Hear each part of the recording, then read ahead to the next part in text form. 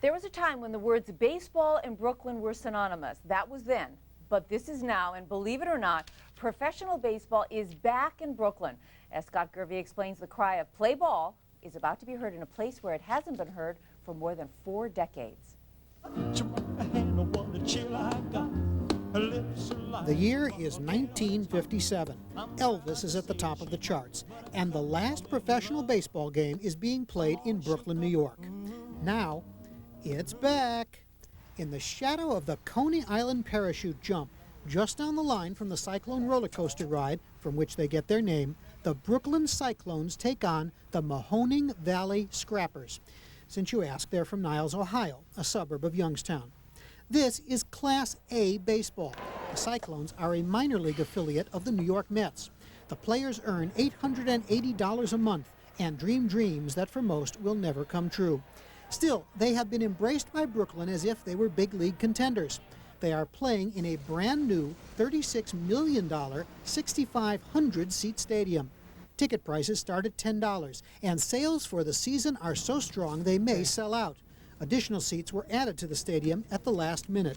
It's very exciting. I mean, the people of Brooklyn and especially Coney Island have really taken hold to this team and are very excited to have it back here. So it makes it that much more satisfying when people appreciate that you're doing something with them. It's not just the fans. Local businesses have turned out to support the team in large numbers. City officials hope the team will spark new development in the Coney Island area as well as on Staten Island, where a similar stadium now plays host to a Yankee-affiliated farm club. It's really incredible what's happening, and long-term the idea is that each of these ballparks, Coney Island and Staten Island, Keith Band Park in Coney Island and Richmond County Savings Bank Park in Staten Island will be the anchor or the catalyst for other development opportunities. The Cyclones may not have a big bucks television contract, but the home opener will be televised on New York's public television station, WNET. It is the first time Channel 13 has televised a live baseball game. Scott Gervais, Nightly Business Report, Brooklyn.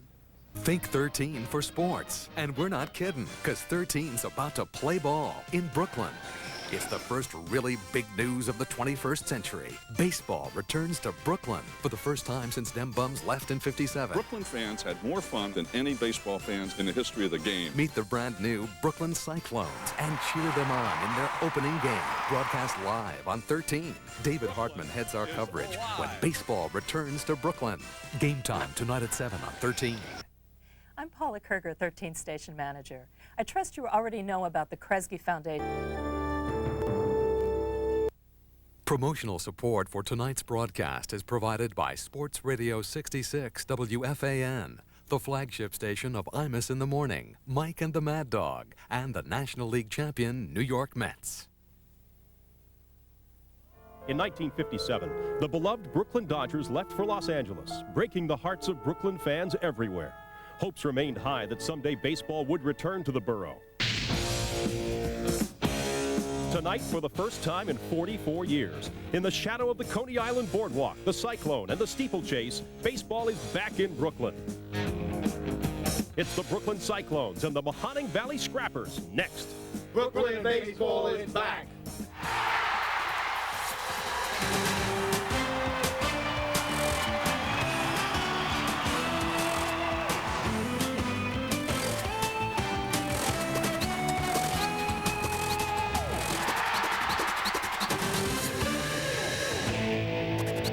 Looking at Keyspan Park in Coney Island, the brand new home of the brand new Brooklyn Cyclones. It has been 44 long years, but professional baseball is back in Brooklyn. It's a gorgeous summer evening, but quite frankly, even if it weren't so nice, it probably wouldn't matter to these fans because once again, Brooklyn has baseball. Hi everybody, Bill Patrick with you, and welcome to an historic night here in Brooklyn. It is the inaugural home opener of the Brooklyn Cyclones. And speaking of history, it's also an historic night for us because the game tonight, you will see simulcast on both Metro and 13.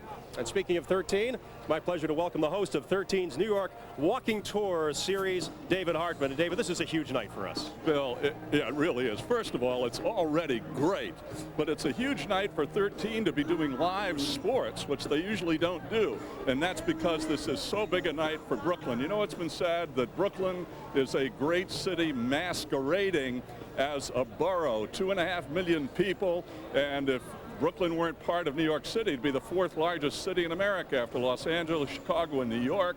It's a Brooklyn, a city that speaks with an accent, every language, every culture, every color. And back in the 40s and 50s, it had this great Dodger baseball team, but it was more than a baseball team. It was the identity of Brooklyn. It was Brooklyn's heart and soul. And when the team moved to Los Angeles for the '58 season, heart and soul was torn out of Brooklyn. So for pro baseball and now Met baseball to be back in Brooklyn is a big deal. This is baseball you can touch, you can feel. It's kids, it's Little League ball, slightly grown up. This is awesome. Well, this man knows from whence he speaks, because rumor has it, David, you actually had a tryout with the Dodgers, a high school tryout? Yeah, they did high school tryouts in those days, and I went on to get offers to play ball, but I decided I'd rather eat, so I gave that up, and I tried to find a way to make a living. Yeah, you and me both, pal. Speak about this park. You've seen a number of parks in your day. This facility is amazing. It's amazing because it's so perfect and it's so beautiful, and most minor league stadiums are not this great. So this is as good as it gets. Bring your family out. Amen, brother. All right, looking forward to your comments on the game tonight. Good to see you. Thanks, Bill. You too. All right, David. Now let's send it upstairs to the guys who will be doing the play-by-play for tonight's ball game. Dave Sims, Ed Kranepool, and Ed Randall. All right, Bill, thank you very much. And we are part of this history, and it's a pleasure and a privilege. The voice of the Brooklyn Cyclones, Ed Randall, Ed Kranepool from the Bronx here in Brooklyn. I'm Dave Sims. And, guys, this is going to be an interesting discovery for all of us, not only calling the game, but the fans here as we get to meet and greet these new Cyclones, Ed. I was talking with Joe Pignatano before the game, the ex-Brooklyn Dodger catcher, and, of course, later a New York Met, and he was saying, forget about the idea that the Brooklyn Dodgers left. Baseball is baseball, and tonight, baseball is back in Brooklyn. No question about it. Eddie, you as a Bronx guy, New York guy, you grew up, the Brooklyn Dodgers were a big part of this city. I mean, and then you go on to play in the major league. So for you, this has got to be the historical moment has got to be pretty significant for you as well. Well, there's a lot of excitement around here tonight. You can see it in Keystone Park. You know, obviously, I played the last game in Ebbets Field as a high school player. Then you come back here and you see a professional game played in Brooklyn. These young players today have got to be excited. Their adrenaline's really pumping out. You know, and I look for the first couple innings to get a feeling out from some of these fellas because, you know, in practice they were throwing the ball a little extra hard. They're fielding, they're running, they're putting it all together. You know, they want to get, you know, the adulation here of the fans because you've got some rabid baseball fans here in Brooklyn, you know, so they want to get these people behind them. So look for the early part of the game to see a feeling out. Mahoning Valley's 1-5, the Cyclones 3-3, and there's no question a love fest is going to break out with a lot of the old Brooklyn Dodger fans who've come here to Keyspan Park to watch this inaugural game. We're very excited about it. Hope you are too. 1, 2, 3, 4. Now we send it down to Bill Patrick.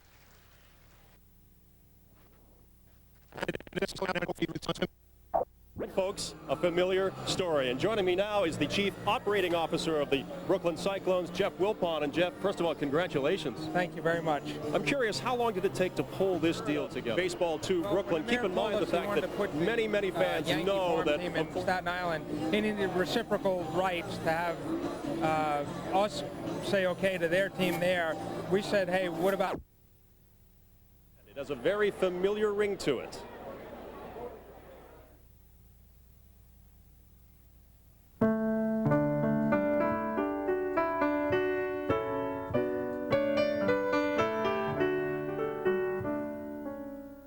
Opened in 1913, Ebbets Field was a quirky stadium that had plenty of character with its overhanging grandstand and a right field wall that was a scoreboard among a sea of advertisements. It was heaven to the Brooklyn baseball fans who adored their Dodgers, a place where they watched some of the greatest players in the game. Number one, it was a small place, and wherever you sat, wherever you went, you always meet people that you knew, and you were close to the field.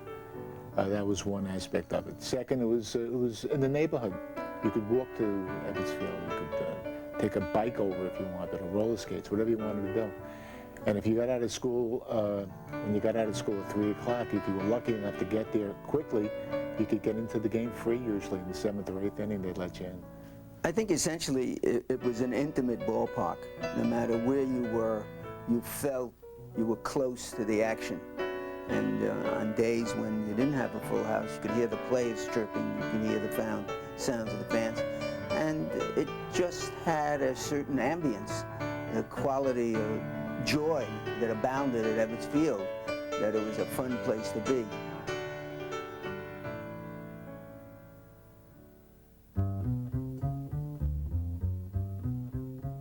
By the 1950s, Dodgers owner Walter O'Malley had grown concerned about the constraints of the park and approached the city about a location for a new stadium.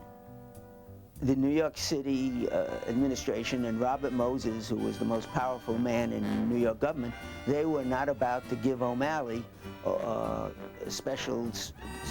rich spot like Atlantic Avenue and Flatbush Avenue. And O'Malley, who was a strong character, obviously rubbed Moses the wrong way because he was an even stronger character. So little by little, O'Malley saw that he wasn't going to get what he wanted here, but he played one off against the other and wound up in Los Angeles with a terrific real estate deal. When it became apparent that New York would not help in his plan, O'Malley did the unthinkable, moving Brooklyn's beloved Dodgers to California. When we found out the Dodgers were actually going to move, it was terrible. It was like horrible. It was like losing someone in the family. Really, we were in mourning for more than a couple of years.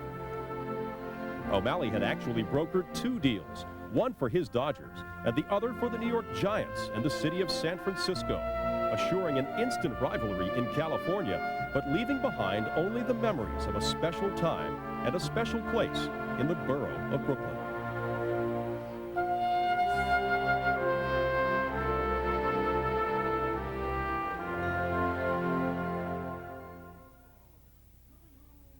Well, like I said, folks, a familiar story. And joining me now is the Chief Operating Officer of the Brooklyn Cyclones, Jeff Wilpon. And Jeff, first of all, congratulations. Thank you very much. I'm curious, how long did it take to pull this deal together? Well, when the mayor told us he wanted to put the Yankee farm team in Staten Island, he needed reciprocal rights to have us say okay to their team there. We said, hey, what about us? Where could we put a team? We were talking to Nassau a little bit and Suffolk, but it really came about when Fred and the mayor and I sat down, and they said, well, why not Brooklyn? Fred's from Brooklyn, a lot of memories from Brooklyn and everything. And then the mayor went out and sought out some sites and showed us this one, and it was an immediate hit.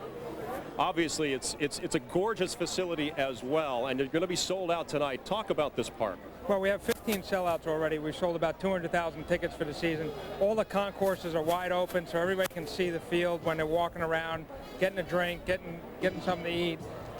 The great thing is that it ties in the boardwalk, it ties in the community, it ties in the amusement area. We're really proud of that.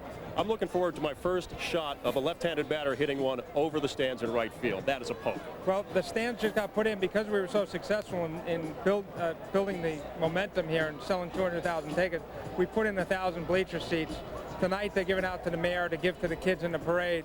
But on an ongoing basis, we're going to have about 800 tickets for the public, walk-up traffic from the beach, from the amusement area to come and buy tickets there. But that's a pretty good poke. Absolutely it is. Well, congratulations on a great job. Good luck tonight. Thank you. All right, Jeff Wilpon, the COO of the Brooklyn Cyclones. The baseball gods obviously very happy with what's going on here tonight. It's a gorgeous night for baseball. The first pitch just moments away. You are watching Brooklyn Cyclones baseball. Bill Baker is president of Channel 13. Bill, how exciting does it get? You know, David, this is incredible, and thank you for coming down and doing this for us. Oh, come on, this is fun. 13 isn't known for doing live sports. How'd this happen? Well, Channel 13 is part of this community. It's owned by this community and the people of this community, and, you know, we know what's important to the people in this community. And for some reason, I've got a feeling that tonight's ball game is real important. After 44 years, to have baseball back in Brooklyn, something that this community and this huge city has talked about for decades. We're finally ready, and we wanted to be there. How did it come about? That was this your idea or someone else's? Well, it was a whole bunch of people's idea, and you know, I guess my family, they're wild, crazy baseball fans, and a couple of them said to me, you know, Dad, how do we get tickets to this game? And I said, you know what might even be better is if Channel 13 could bring everybody who wants to come to the game for nothing. So that's how it all started. And the Wilpons, of course, were so generous. Is this going to continue? Do you expect that 13 may continue to have some involvement with the sports in the city since it is so important? I think we will make every effort to be there for the special sporting moments and the ones that we can afford to do, and this is one of those. And we've had a lot of generous people, particularly the Wilpons, who helped make this happen. By the way, there was a very touching story that I have to tell. There was a man by the name of Augie Muscola whom I bumped into as I walked in, and he said his dad had been waiting for 40 years for this to happen, and his dad died a few years ago. And they have a seat for his dad sitting in the stadium on seat 13, which is where they're sitting in honor of his dad for this game.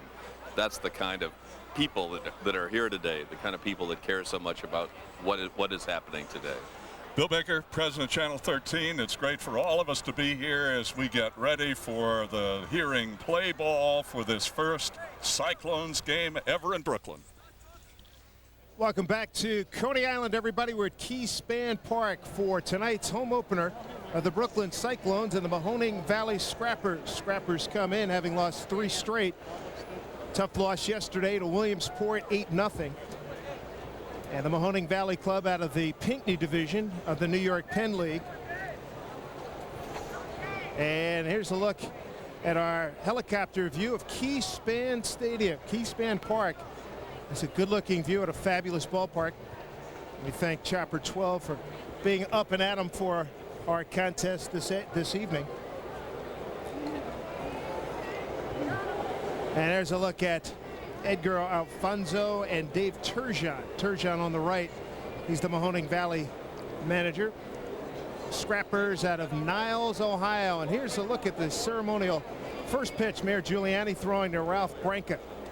Also involved, you've got Fred Wilpon there, ex-lefty at Lafayette High School. There's a look at Dave Turgeon. His club struggling right now in the early going. They're in last place in the Pinckney division, while the Brooklyn club is in 5th place with a 3-3 record in the McNamara division of the New York-Penn League. You'll notice just 2 umpires here in Class A short season baseball to get the official photograph for this home opener here at Keyspan Park. So these 2 umpires will really have to do some work tonight. And Eddie, it's been a long time since you've probably seen a game with just a professional game with just 2 umpires. I think even in the D baseball when we were playing, they had full complement of umpires. So these fellows are in good shape, and they've worked out, and of course obviously going to be moving around the infield. Looking forward to tonight's game. Dave Sims, Ed Cranepool with you. Ed Randall will join us a little bit later. You'll also hear from David Hartman. Figure the mayor will stop by at some point. Gorgeous setting here as we look out into the Atlantic Ocean. Dave Turgeon's club ready to bounce back from yesterday's 8-0 loss to Williamsport. Here's a look at the Atlantic Ocean. Those are the bleacher seats that Jeff Wilpon was talking about that they put up with all the success that they've had in selling tickets here, Ed. It's beautiful here. People can walk in off the beach and come right to the ball game. So it's very inviting for everybody to come to the ballpark and enjoy the game. I wonder how many people out there remember and that are here. I'm sure there's got to be a lot of them that can remember that fateful day, the end of September 1957, when the Dodgers played their final game. And here's what this ballpark looked like during the groundbreaking ceremonies not too long ago. And I can remember seeing the newspaper accounts and, wow, they're building a ballpark in the shadow of the old parachute drop here at Coney Island. It's gone a long way, and hopefully in turning things around here in Coney Island, which for the longest time was the mecca of entertainment for so many millions of people here in the New York area, people who would come to New York during the summertime.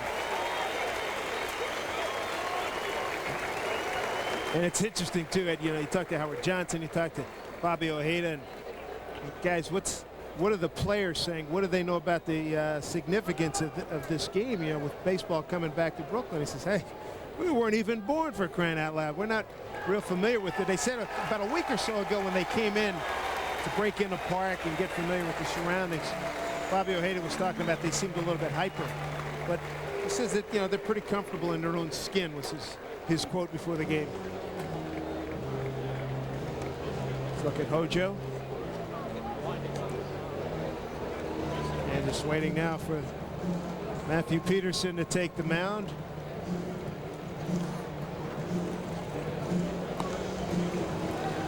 You know, Dave, when you look at these surroundings here, if a pitcher or a play gets taken out early, you can go to the amusement park, I guess. You've got some things you can do. Oh, absolutely. Here. You can plan a day around it, no doubt about it. There's Matthew Peterson. This is entertainment. This is a great opportunity for the Mets to come into this area with a minor league club. I think it's long, too long, really. I think most ball clubs ought to take advantage of the identity. Here's a Mahoning Valley starting lineup. You'll get Maximo Made. He's going to lead it off. He's the second baseman hitting at 143. Highly regarded John Van Every is the center fielder. Miguel Quintana will be in right field. Ricky Morton will DH tonight. Curtis Gay, a big first baseman. You like the way he swings the bat, although he's off to a slow start at 167. And Hel Bastardo is the catcher. Francis Finnerty's playing at third base. Eric Thompson's in left field. And the shortstop is Bryce Uwagachi.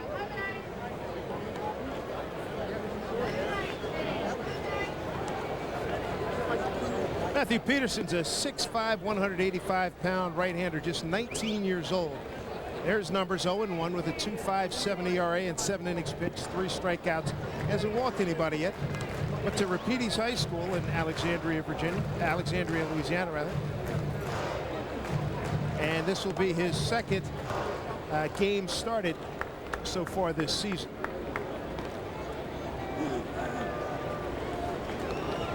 Take a look at the Cyclone defense. Got Frank Core in left field, Angel Pagan in center, Noel Devares in right. Across the infield, Edgar Rodriguez, Robert McIntyre, Leandro Arias, and Jeremy Ford on the right side. Peterson doing the pitching, and Michael Jacobs will be the catcher.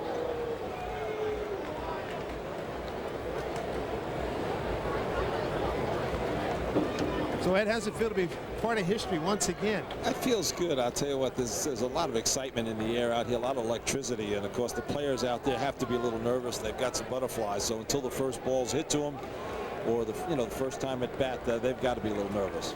Maximo Made, and ladies and gentlemen, the first pitch in Brooklyn professional baseball comes at 7:19 p.m. here on June 25th. Pro baseball is back in Brooklyn. Throwing a bunt, and there's the first strike called. Outfield playing Made, shading him a little bit towards the left. Let me get one more. Couple of hops to the second baseman, Arias, one down. Fans are into this one.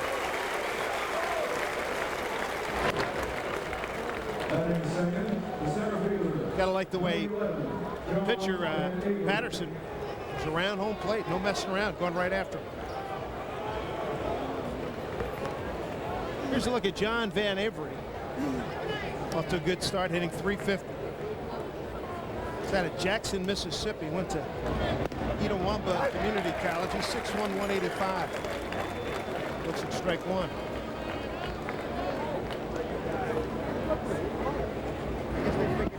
Breaking ball, misses. 1-1's the count. Eddie, gotta like the way this Patterson's a quick worker. Oh, you love it as an infielder. 1-1 pitch. That's the outside corner, 1-2. I'd say most of your good pitchers in baseball get the ball and throw. I can never understand what these pitchers are looking at the catcher. You know, they only have 2 pitches anyway. What are they waiting for? One's a fastball, two's a curve. Here's the 1-2 pitch. Up high, count evens at 2-2. Right fielder Miguel Quintana is on deck. One down here in the first inning at Keyspan Park. Slap down the left field line and going foul. Down the left field line, it's 315. To dead center, it's 412. Down the right field line, it's 325. A little bit of a crosswind going right to left. So your right-handed power hitters, Eddie, if they can get it up in the air, it's going to get out of here. Oh, yeah, you're liable to be hitting that Cyclone sign out there. You know, Canseco and those fellas there over the years, I'm sure, have been able to do that. Wind blowing straight in. More of a right to left effect. 2-2 pitch. Inside corner just misses. So full count run on John Van Every. Mahoning Valley center fielder. Mahoning Valley's lost 3 straight. Another 3-hopper to the second baseman Arias. 2 down.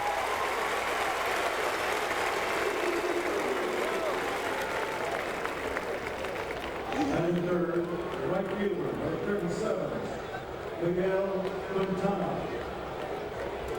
This young fella has an idea how to pitch. He came back with the best pitch in baseball, that fastball on a 3-2 count, and he doesn't want to walk anybody. Here's Miguel Quintana. He's talking to Willie Upshaw, the Cleveland Indians roving hitting instructor. He said this kid's a keeper. Really like the way he swings the bat. Patterson misses. See Miguel hitting at .261 with a homer and 3 RBI. Slap to left field. And fighting the sun is Frank Core, and he records the out. So 3 up and 3 down. A good first inning for the return of Brooklyn baseball. Nothing across from Mahoning Valley. The Cyclones coming to bat. We'll take a timeout. Get back right after this. And I'm back with Bill Baker, president of Channel 13. Hey, now, David, let me interrupt you for just a second, if I might. You know, I know you want to talk to me about baseball, but I'd rather talk to you. You're the real baseball person. Give us. You're more than a casual observer. Can you tell our friends a little about your baseball involvement? You're bad. I know. I know. Bad. What? I played in high school, had a high school tryout with, as a matter of fact, the Brooklyn Dodgers when I was 14 years old. Wow.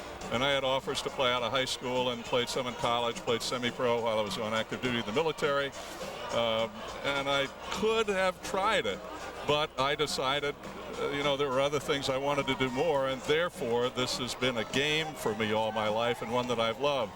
But for many years, I went through spring training with the San Francisco Giants and worked out with the Dodgers. I used to go on the road with the Giants and throw batting practice and hang out, have a good time. So the game has been just that for me all my life, and it's a wonderful game. There are wonderful people in this game. This is especially exciting for me because here are all these young people with dreams of getting to the show, the big leagues.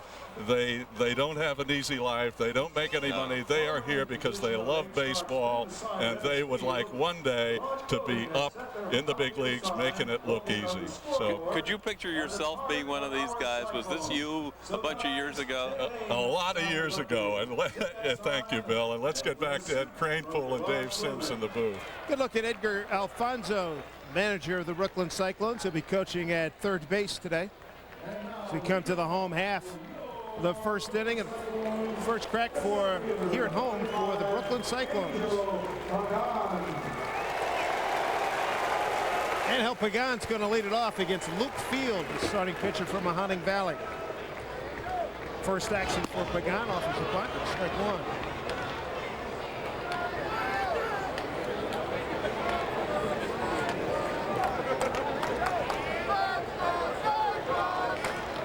Lefty swinging Pagan, first appearance.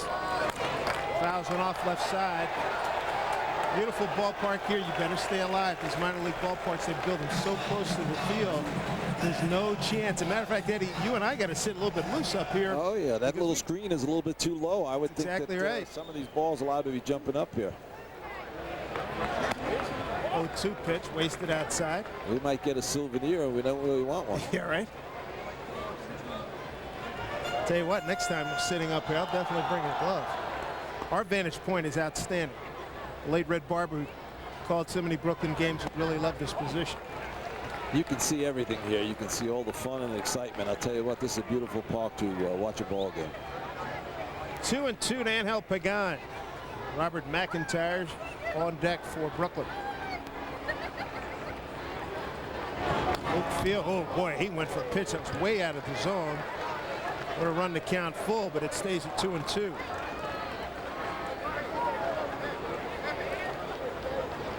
Pretty aggressive swinging there. That pitch was way out of even Yogi Berra territory. Look at that. Well, you're going to get some of that from these young players. They're very excited. And they're aggressive. They almost swung it down. Hey, I think he got a piece of that. 2-2. You know, it's important in this short season baseball. You've got a lot of instructions. That's why you have the kind of coaching you have down here. The Mets are wise in putting these three fellas out here to teach and work with these young fellas. Talking about Howard Johnson, Edgar Alfonso, Bobby Ojeda. Here's the 2-2 pitch. I think this kid could have walked by now. That's no question about it. He's a free swinger, and they're just feeding him what he wants. They are, Mahoning Valley is shading him maybe a step to the left field, not too much. The left fielder, Thompson, is really fighting the sun out there.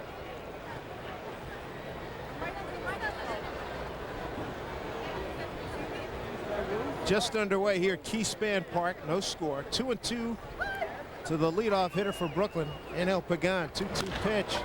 Pulls this one to the big first baseman, Gay, and he beats the throw. They just get there. Gay connecting with Luke Field. Not the smoothest play you'll ever see, but they get the out. Here's a look at the Brooklyn Cyclone batting order. Pagan, you just saw. Robert McIntyre stepping in. Michael Jacobs in the 3-hole. Cleanup hitters John Toner, Frank Coor, then Noel Tavares, Edgar Rodriguez, Jeremy Todd, and Leandro Arias. And the Cyclones are going up there taking their hacks. McIntyre fouls the first pitch back. Good sign, team going up there being that aggressive. Oh, I like to see a good young hitter being aggressive, especially against these pitching that's going to throw it over the plate. That's Howard Johnson probably telling him to go up there and swing hard in case you hit it. Breaking balls in there for a strike. But you know, you have to be aggressive in the proper manner. You got to know the strike zone. If they're going to give you a walk, you got to take it.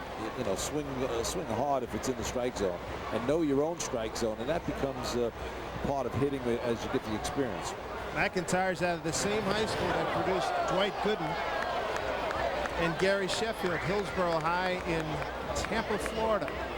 Pitched well off the catcher's glove of Bastardo. 1-2. Look at Edgar Alfonso, older brother of the Mets second baseman who's on the DL right now, Edgardo Alfonso. Here's a 1-2 pitch. Got him with high heat. First strikeout for Luke Field. Good pitch. 2 down as we look at from our chopper, courtesy of Chopper 12. Good look at downtown Manhattan, looking at the World Trade Center from here in Brooklyn. We're way out here at Coney Island. Dave Sims, Ed Randall, Ed Cranepool, David Hartman, and Bill Patrick. 2 down here in the first inning. Here's a 3-hole hitter, Michael Jacobs. Jacobs, the Cyclone catcher. He's up there free swinging as well. Last year for Jacobs at Capital City in 18 games, he hit .214. At Kingsport in 59 games, he hit .270 with 7 homers and 40 runs knocked in. Here's the 0-1 pitch from Field. Gets him in the inside corner, strike 2.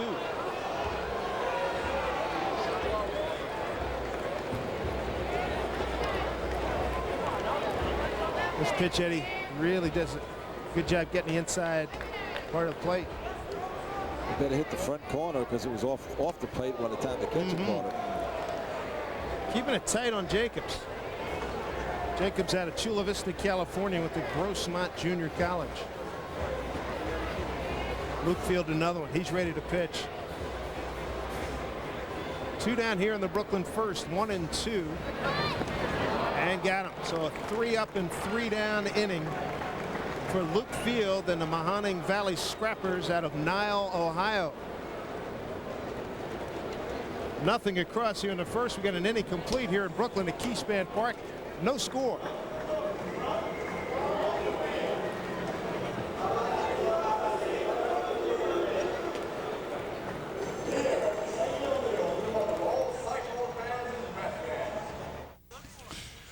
You already know that there's tremendous excitement in Brooklyn in the stands tonight, but there's also a lot of excitement and nervousness in the dugouts. Let's meet some of the young Cyclone players. My name's Matthew Gain. I'm from New South Wales, which is in Australia, down under. Luis Portabanco. I was born in Nicaragua. My name is Mike Jacobs. I'm from San Diego, California, and I'm a catcher. Mike Piercy, outfield, number 4. I'm from New Jersey. Robert McIntyre from Tampa, Florida. And your position? Middle infielder. This place is unbelievable. I've never played in anything better than this, and it's really nice, and it's going to be exciting once all the fans get in here. It's going to be really exciting for everybody. We've been practicing every day together for 3 months, so we pretty much know each other pretty well, and we know our strengths and weaknesses, so we pretty much try to build off that and help each other. It's going to be great. You know, people on the streets just wearing the Cyclones hats, and, you know, it's nice to see it. It's nice to be here. And everybody here have worked hard, so everybody's waiting for this moment. So we actually going to put a good effort on it, and we got like people like good fans. They're going to back us up. Unbelievable. Like I've seen it on the internet, and to actually get here and look around, it's mind-blowing. You know, the backdrop and this big thing up here. It's absolutely amazing.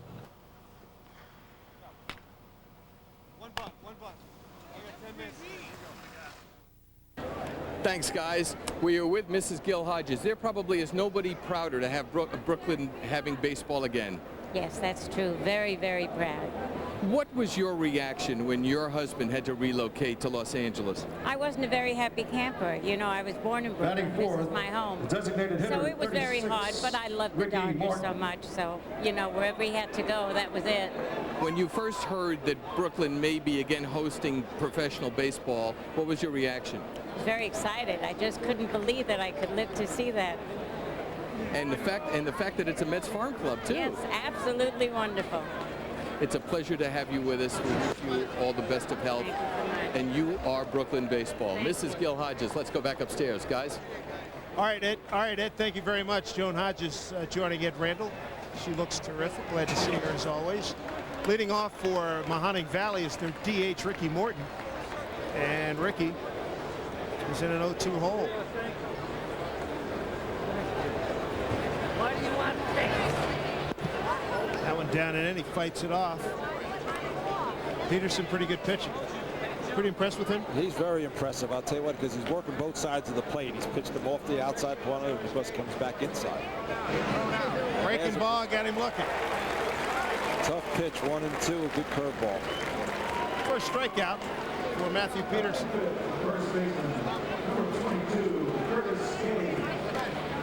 Big hook over the top, Ed. He's got good stuff. Looks like he fooled the catcher, so how are you going to hit it? See that? Get that little jelly leg, that back leg. Last time I saw somebody like that, it was Paul Blair against Nolan Ryan. No question. Curtis Gay stands in now, the first baseman. Curtis is 6'6", 225-pound lefty. Out of Enid, Oklahoma.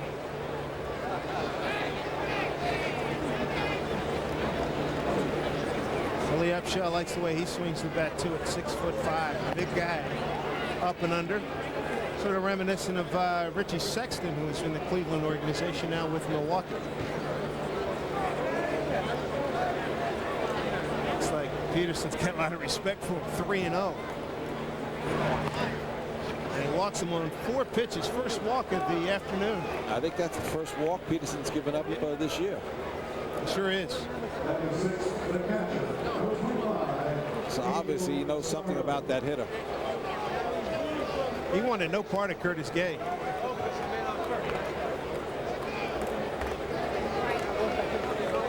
The catcher stands in right now, Angel Bastardo. With 1 down and a runner on first. Good fastball by Peterson. It's up high, but he's got to be low 90s. He's got a good arm, and he's got a good breaking ball to go with it. 1-0 pitch. Took something off, double play ball. He got an opportunity. Rodriguez over to Arias to Ford for the double play. Nicely done. So Peterson faces the minimum. He gets the pitcher's best friend to double play to end the inning. Mahoning Valley stifled again. Here's another look, Eddie. Look at that play. I'll tell you what, they turned it over, so you can see that Tim Tuffle's been working these fellas. Typical double play. A pitch is the light. Ground ball to third. Good throw to second base. You have to make that chest-high throw to second so you can make the pivot. And, of course, Alfonso, I guess, has been working with the second baseman. No score as we head to the bottom of the second inning. Mahoning Valley and Brooklyn scoreless. Back with more at Keyspan Park right after this. Fred Wilpon is the co-owner of the New York Mets. He is the Mets. This team, the Cyclones, is the Mets, and he's from Brooklyn. He's the real thing. You were raised how far from this stadium, Fred? David, probably, we didn't go by miles. We went, how long did it take you to walk or by bus? And it was about 10 minutes from here. What does this mean to you, not only to have your team in Queens, but now to have a team in the shadow of where you grew up? Well, I am absolutely thrilled. I couldn't be more excited because this is a dream come true. Here we are. People in Brooklyn lost their team 44 years ago, and now they're adopted this team to say this is their team now, and that is great. How did this all come about? Whose idea was it? The mayor.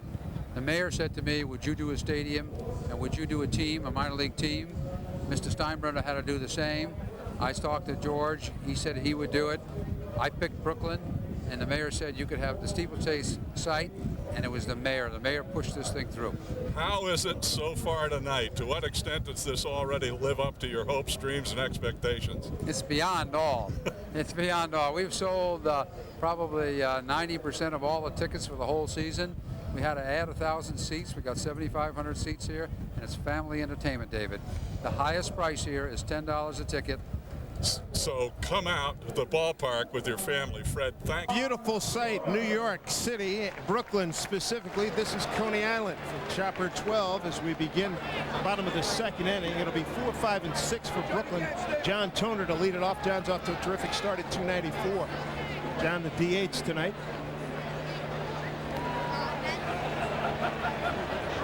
Luke Ford had a very productive 1-2-3 inning for Mahoning Valley, and he's ahead 0-2 here to Toner.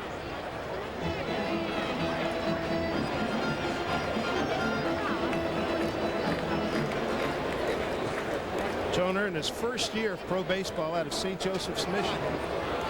Waves at that one, and Stardo tags him out. So another strikeout for Luke Ford. That's something you don't see in, in high school. You don't see that good curveball like that. That's going to straighten out a few hitters.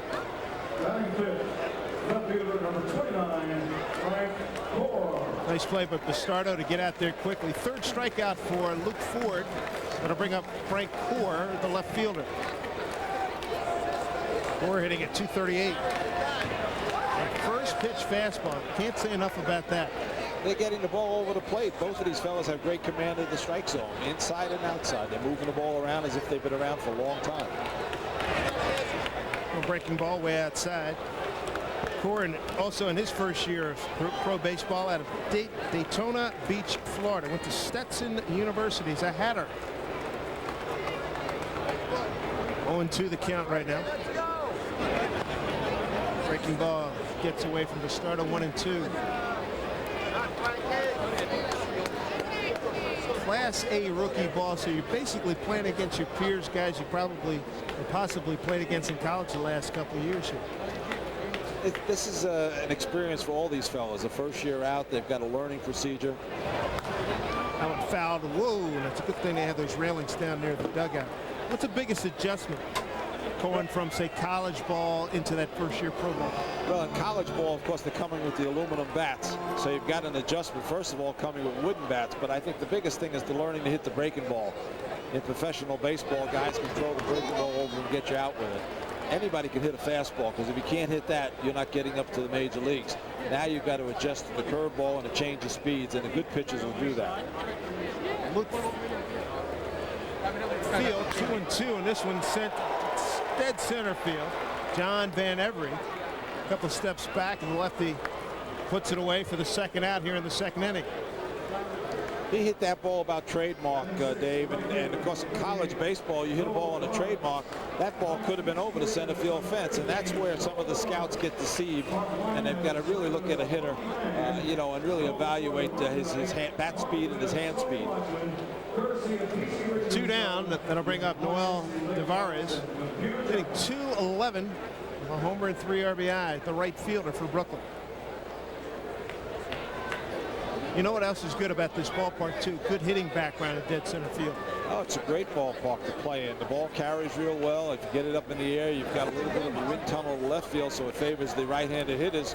But I think it's fair. In right center, you've got over the savings bank signs. That looks like a good home run ballpark. 1-0 pitch. Way out in front of that one, 1-1. 2 down here in the Brooklyn second. That's a good look at it. Tavares is 19 years old. That one down low, 2-1. He's a real free swinger, Dave, and you can see that, you know, he opens up his front shoulder, comes off the ball. He's looking to jack the ball over that left field fence, where he'd be better off trying to hit that ball in the right center. He tried to launch that one all the way back to his home in San Francisco de Macorís in the Dominican Republic. Pretty good year last season in Kingsport, 58 games. Noel hit .305 with 9 homers and 35 runs knocked in. First foul ball not too far from us. 2-2 count with 2 down here in the second. Howard likes this fella. He feels he's key to this ball club. He's got to get on base for them and start hitting so they can score some runs. He's a prospect. 2-2 to Tavares. Boy, he hit a pitch that looked like it was going to hit him and turned on it quickly. They've got some bat speed. He's swinging, and like I said, when you open up that front shoulder, you can hit the ball from the middle of the plate in, and you're going to hit it in one area over the third base dugout. And of course, obviously, you don't score any points that way. Now, let's just see if this pitcher works him away, and if he does, he pulls off. You've got a chance for a strikeout. Does go away and hit it off the end of the bat to the second baseman, Maximo Made, and that'll do it. Another 3 up and 3 down inning for Luke Field. He has looked very impressive here to start off this game. Brooklyn 6 retired in a row. We go to the 3rd inning. Mahoning Valley and Brooklyn, no score.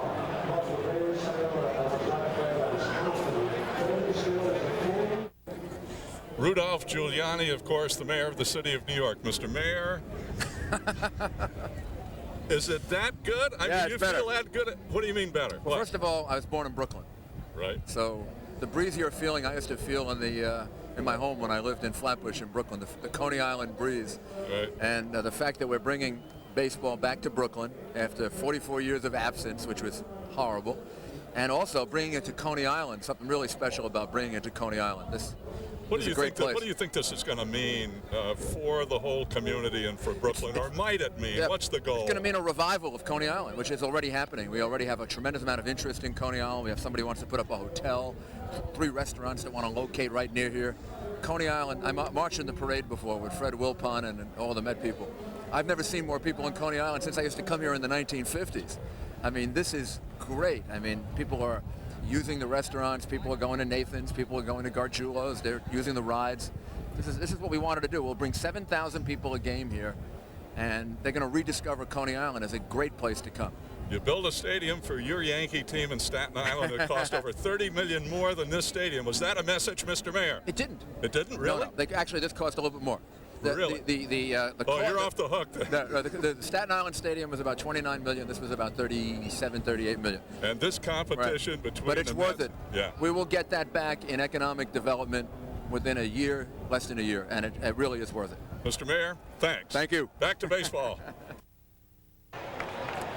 A driver and probably a 3-wood away from there at Green. You can hit a 3-wood a long ways there. A driver 3-wood, I said.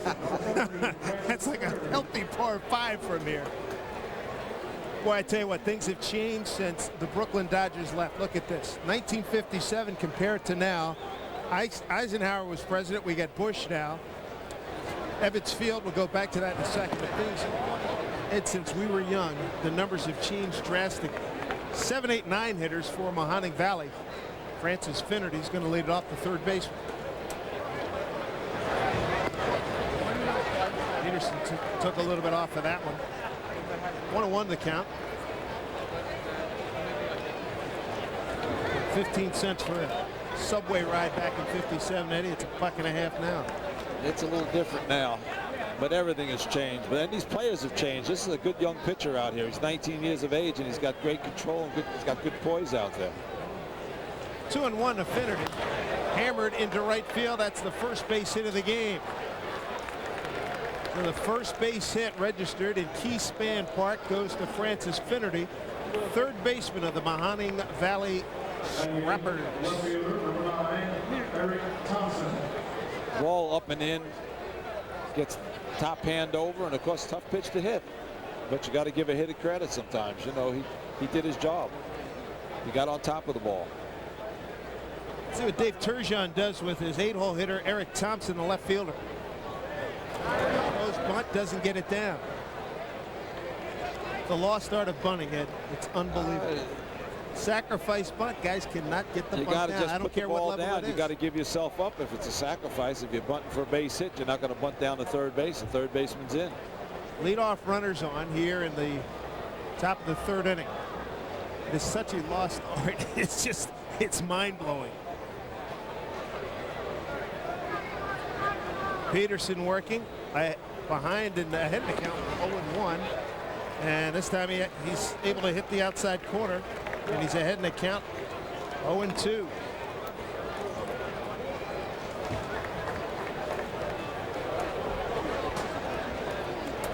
Runner on first here, top of the third for Mahoning Valley. He's able to fight that one off, Thompson did.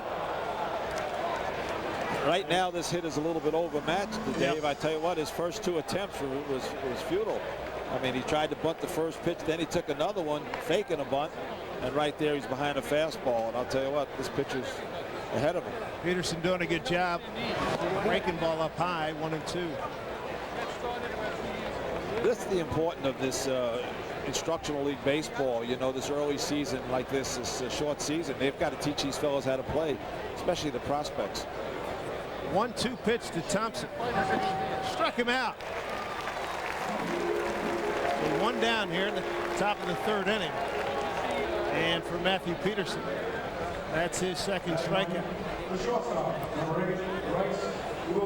That's a bad swing. You can see he's behind the ball and he comes off it. His front shoulder is the key to hitting. And that's what you got to work with these fellas. I mean, there's a young fella that's got to get on top of the ball and try to hit the ball on the ground and take advantage of his speed, but he's not doing that. But I'm sure by the end of the season, I'm sure these coaches here are going to be working with these guys, and obviously you're just going to see some improvement as the season progresses. 9-hole hitter Bryce Ugowachi steps in. Peterson painting on the outside again. The all-important first pitch strike. And we welcome in the mayor of New York City, Rudolph Giuliani. Mr. Mayor, good to see you. Thanks for joining us today. It's great to be here. This is terrific. Absolutely terrific. And for you being Brooklyn born, it's got to mean a lot to you. And there's a double play opportunity. Ford to second base, can't get it to McIntyre, but they do get the out. I'll tell you what, he might have been better off going to second to first. At that point, he's far enough away from first. You don't have an opportunity to run to first and take that out. You make a good throw to second on the inside part of the base. You want to keep the runner away from second base, obviously. Now he's in scoring position, and they really haven't done anything with 2 outs. Mr. Mayor, Ed Kranepool can relate. He played first base, as you well remember. You think he's too young to make that play yet? No, he's not too young. I'll tell you what, you've got to make it at any age. Gil Hodges worked with me over the years, especially in the first year in '62. I bet. Second baseman Maximo Madej is up again. Grounded out to second. Terrific job. Great location here. Everything has fit the way you would expect. It has worked out better than I ever thought it would. Even I thought this would be quite beautiful, but it has to be 10 times better than I thought. Nothing like looking out at the ocean, too. It's an unbelievable view when you're up here elevated. Oh, it's a beautiful sight. Mayor, you've got to be congratulated. The ocean, the amusement park, and then in back of us you see Manhattan. And we've had a couple of terrific shots from Chopper 12. Peterson ahead in the count, 0-2. Base one goes away. Somebody down there was yelling at me, Steeplechase Park, Steeplechase Park. This used to be Steeplechase Park. Yeah, but I think there was a team in Brooklyn called the Cyclones years ago, and that's probably why they picked out that name. Right.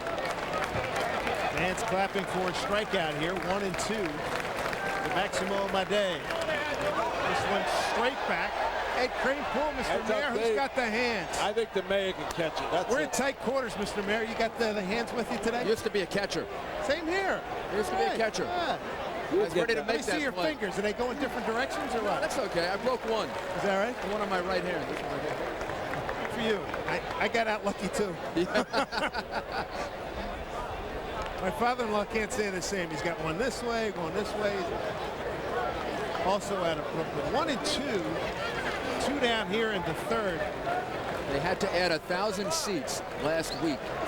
All those bleachers are actually an add-on because of the great demand. Yes, I they're hope going to they keep them. That's Yeah. good. Great demand for seats. Nice job by Jacobs to dig that one out of the dirt. 2-2. I think these fans are ready to love these kids. Yeah, absolutely. I mean, I don't think the kids are even aware of how much. Yeah. I think they're going to love minor league baseball, and they're going to fall in love with Coney Island all over again, which is part of what it's all about. 2-2, just missed. Count runs full to Maximo Made. Got a runner in scoring position, Francis Finnerty. Single to right, took second on a fielder's choice. Peterson trying to get out of a jam. There's a 3-2 pitch. Walked him. This is more of a right-handed hitter's park, right? Yeah, the ball blows out, the wind blows out to left field. When so I was it looks here like this morning, I looked at the wall. I said the first home run will probably be a right-handed hitter. That may be why they have the double signs over there. You know, this way here to keep the ball in the ballpark. But you've got 2 good stadiums now under your regime. The one in Staten Island is beautiful. This here in Brooklyn is a beautiful ballpark. Yeah. It's going to be terrific. And terrific rivalry between Coney Island and Staten Island. It'll be terrific.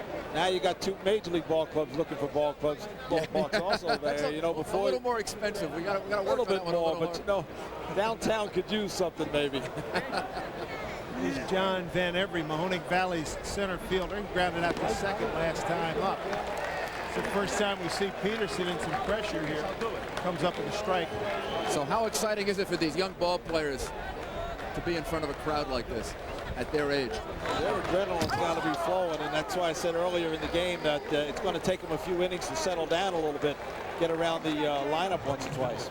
Last night I was watching one of the kids from the Hudson Valley Renegades, and he kept looking out of the dugout, looking at the crowd, and you could read his mind. New York's got the greatest. So many people. New York's got the greatest sports fans. They know the game. They're bright. You've got as many guys in the stands they can manage as good as anybody. They know the game. Yep, New York fans know the game. Matthew Peterson gets out of the jam. He gets Van Every to ground out to second. Mr. Mayor, stick around for another inning. I will. Thank you. We will go to the bottom of the third inning. No score here at Keyspan Park. Just a few miles from right field of this Cyclones Park in Coney Island is the new Staten Island Yankees Stadium, of course, on Staten Island. Will the Yankees-Mets rivalry continue down here to A-ball? We tried to find out. Take a look. I think there'll be a rivalry for sure. You just look at the major league teams and the rivalry between the Mets and the Yankees, and for sure, I definitely think there will be. And I think our fans will be expecting us to play hard and take every game away from them. They're aware that there's a rivalry out there. They read the papers, no matter what part of the country they're from, and it's there. We didn't know anything about that. No, that's the first time I heard about that. The Staten Island Yankees. They got to come play here like everybody else. Yeah, I mean, the Yankees, they're a pretty good team, and they'll probably be the biggest rivalry we have. I mean, a lot of fans there. It's going to be a nice game. I've heard a lot of stuff about New York between the Mets and the Yankees, and I guess I'm from a small town a long ways away, and it all seems a little bit, you know, intimidating. You've got a lot of young kids that are from all parts of the United States and really other countries as well, like Venezuela and Dominican, that type of thing, that may have grown up that weren't even Yankee or Met fans. And then they're not really aware yet of what's going on with that rivalry. That'll be developed, I think, as we go along a little bit, with the media getting involved, the fans getting involved, and they'll get much more of a sense of the importance of playing each other as we go along during the season. Welcome back to Keyspan Park. Dave Sims, Ed Crane-Poole, and the mayor of New York City, Rudolph Giuliani, with us. Mr. Mayor, what do you remember about that ignoble day, I guess you would say, September 24, 25 of '57, when the Dodgers pulled out of Brooklyn. I was a student then at Bishop Laughlin High School in downtown Brooklyn, and some of the kids in class were crying. Yeah. Yeah. Good hack there by Rodriguez. 0-2 the count. It was one of the great romances between Brooklyn and the Dodgers. I mean, I don't even know if there's anything quite like it now. Maybe Boston and the Red Sox, maybe. I'm not Cubs, sure. yeah, the Cubs in Chicago, maybe. Those are three very special fan relationships. Rodriguez fouls this one back over the top, over our heads. Rodriguez, the 7-hole hitter, followed by Jeremy Todd and Leandro Arias, the second baseman. I remember the kids used to line up on Bedford Avenue waiting for the home runs to come over the right field wall. Duke Snyder used to hit a lot of them over that wall. Duke the flat pitch. 0-2 pitch, breaking ball up high, 1-2. It was wonderful seeing Joan Hodges here. She looked terrific. It's good to see Ralph Cuenca, Joe Pignatano. 1-2 count to Rodriguez. Sent down to third base. Finnerty. Long throw. Just got him. Close play at first. Good stretch by Curtis Gay, the 6'5" first baseman. Finnerty, pretty quick release too. He's out in front a little bit, hits the ball down to third base. These fellas know how to play the game. They've got a little experience. Last year they all played a little bit in the minor league, so this is their second year. But you know, they're learning, and these kids know how to play. This is basically their second year of professional ball. A lot of these fellas played in low minors last year for a couple of months. Jeremy Todd swings through that fastball, 0-1. But this is a great opportunity for the Brooklyn fans to see some of these Met players of the future, and of course you can follow them right over to Shea Stadium. Right. I think it's a great idea to have the Yankees and the Mets minor league ball clubs so close to their home team. Yeah, I think it gives youngsters a chance to see minor league baseball too. There's a kind of purity about it that is very, very wonderful. And the other thing too, you're right on top of the field. Almost every minor league ballpark. I mean, that's the trend now. Put them right here at the intimacy you can't beat. This is something that baseball needs. You got to get the family back into it. You got to get the kids out to the ballpark and enjoy themselves. This is entertainment. This one crushed to center field. John Van Every has it held up by the wind. Cross current didn't help it. 2 down as Todd flies out to center field. So far, a very well pitched game. And both guys are pretty aggressive in throwing and getting ahead in the count too.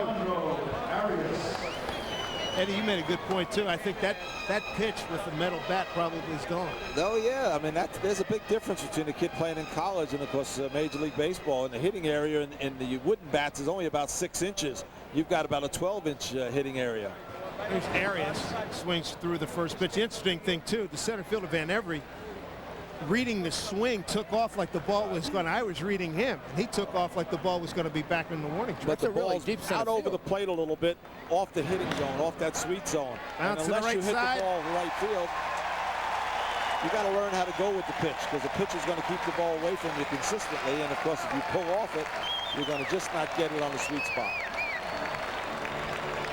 Well, there you have it, the first hit for the Brooklyn Cyclones. It's registered by Leandro Arias. Right, the number 9 hitter.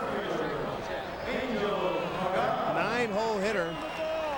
Couple of bounces, and you can hear some folks saying, hey, get him the ball. Surprised they haven't taken that ball out of play. That's probably his first hit in pro ball, so put it up on his souvenir trophy. Back to the top of the order here. Adriel Pagan, center fielder. Now, Jeff Wilpon told me before the game that he's a real prospect. Good speed, hits off field. Field misses on that one. Down low. You like all the signs on the field? The only thing we noticed in batting practice, I love the signs. However, the signs that had the white background during the day, we were losing them in batting practice. You couldn't tell. You couldn't tell how far it was hit. You'd lose it as it was coming down. You couldn't tell if it gone over. It reminds me of an old-fashioned ballpark with all those signs. Oh, no question. And the other, who can forget the touch, the true Brooklyn touch, under the Cablevision sign where it says, "Hit this sign, win suit." Used to be what the Abe Stark sign was in right. Right, absolutely. They had it at Ebbets Field and also the Polo Grounds. The one I like best is the criminal defense lawyer who's advertising out there. I didn't see that one. I figured you'd catch that one. I'm envisioning people in the stand saying, "I got 2 warrants. Maybe I can clear them, get them straightened out." Yeah, what the heck, dude? 2 for 1. You come to a ball game, make a call, bring your cell phone. 2-0 count to Pagan. Fouled off. Souvenir down there, so 2-1. Angel Pagan, leadoff hitter for the Cyclones, their center fielder. All the kids are standing on the tip of the dugout. A little different than the major leagues. Yeah. I tell you, they're excited tonight. This is a great crowd. Work on keeping Arias close. Well, the Wilpons did a great job with this ballpark. Good and I love the design. uniform and the way they worked in the Brooklyn B with a C right through it. Runner goes. And the ball is fouled off left side. I walked into a restaurant the other night with this hat on. And some guy said to me, "How come you got a Red Sox hat on?" Oh. I said, "Can't you see the C? B, C?" Good jump by Arias. Trying to get something going here for the Cyclones. Both teams with 1 hit apiece. 2-2 pitch. Coming to Pagan. Slaps it down the line, foul. Couldn't tell the difference between, I mean, the Boston Red Sox is a navy blue. Yeah, What restaurant? You got to check what restaurant you're going to these days. It was in Manhattan. What do they know in Manhattan? Hey, I live in the Manhattan. Bronx, Easy there. Queens. Come on. 2-2 count. The Angel Pagan. Bottom of the 3rd here in Brooklyn. Runner goes again, but this time in my day. Couple of bounces. Mr. Mayor, thanks for joining in. Congratulations. And thank you to Channel 13 for doing this. Channel 13 and Metro, no question about it. Great job. Mr. Mayor, thank you very much. Nothing across, both teams with 1 hit, 3 innings complete. Zeros on the boards, folks, here at Keyspan Park. Back with more in a moment. Maybe the most unsung hero in any baseball game is the catcher. It takes a lot of stuff to be back there for a whole game. Guts, get beaten up, good judgment, first pitch to the last out. Take a look at this. Actually, I like catching a lot. You're in the game, you're in every pitch, you're in every play pretty much, and I've played a little bit of outfield and some first base and stuff like that before, and it's boring out there. And I enjoy being behind the plate and being able to be in the action, be in the middle of everything. As a catcher, you need to know a lot about the game. You need to know what's going on. After all, you're the only person who can see everything on the field. And, I mean, you call pitches, and you have to, I mean, every play, every pitch, you're in the game. Basically, everything starts with him, I think. I think before the pitcher can do anything, he's got to put down a sign. He's got to basically think for everybody almost out there. You know, he's almost like a second manager.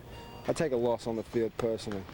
Like, that's what they say for us to do. Catchers have got to, when a pitcher is getting beat around, we got to feel like we're getting beat around too. When I go out to mount, it can be, I can go out there and talk to him anything from going fishing or going out the night before or meeting somebody or something like that to really getting on them and trying to get their focus back. Catchers are hard to come by, and I mean, I don't know what it is about Australians, but I mean, we don't care. I mean, we play cricket. We don't use gloves in cricket, so I guess we could say we're a little tougher.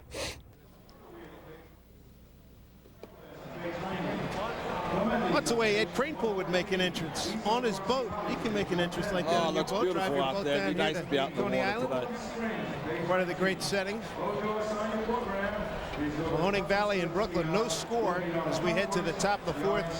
Very well pitched game here at Keyspan Park. Glad you're with us here on Metro and Channel 13. Dave Sims, Ed Cranepool. Ed Randall will join us a little bit later, as will David Hartman. We'll hear from Bill Patrick again. It'll be 3, 4, and 5 for Mahoning Valley. Here's Miguel Quintana, lined out to left field his first time up.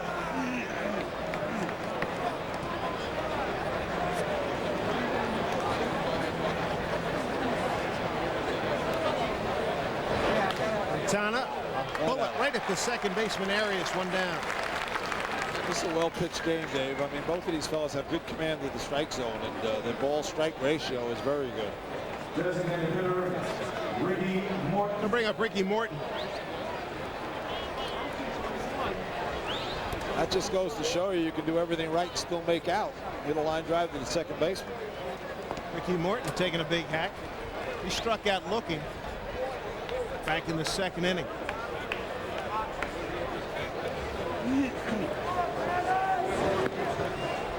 Peterson working quickly and throwing strikes, although he's on the ball there, 1-1 to count. Breaking ball, he's having a hard time getting that breaking ball down low. He's not getting on top of the ball enough, you know, but certainly his fastball's in good position. 2-1 pitch to Morton. Right there. Yeah, on the outside corner, 2-2. Tough pitch to hit, the ball outside, and these guys want to pull that ball. They're not going to be effective. You've got to try to hit that ball to right field. Let up, and he strikes him out. Another strikeout for Matthew Peterson. That good fastball set that up. That fastball away set up that breaking ball there, and then of course he comes back with a little bit of a changeup, so this hitter trying to get out in front. He was guessing inside because he opened up. Third strikeout for Peterson. Brings up Curtis Gade, first baseman. Switch and strike one. He walked his first time up. Nice little breeze coming in right from dead center field. Up and in. Backs him off. Are you sure this pitch is only 19? He knows how to pitch. Hey, he's taking control of that inside corner. There's one, a base hit, right field by Curtis Gay. Put a nice looking swing on that one. Well, you know, sometimes you can wake a hitter up, and of course that's probably what happened to this fellow, but it was a good pitch. He tried to brush him back a little bit. He just makes a bad pitch. But this young fella knows how to pitch a little bit. He's got good control of the plate. Take me back in the Ed Kranepool back in the days when who woke you up in a situation like that? Well, there was a guy in St. Louis who woke a lot of people up. Bob Gibson would wake me up all the time, especially if he got ahead of you. And if you did have a swing like that against him, he'd remember that next time up. This one hit really well to left field. Back goes Coors, but the wind holding it up. And that'll do it for Mahoning Valley here in the fourth inning.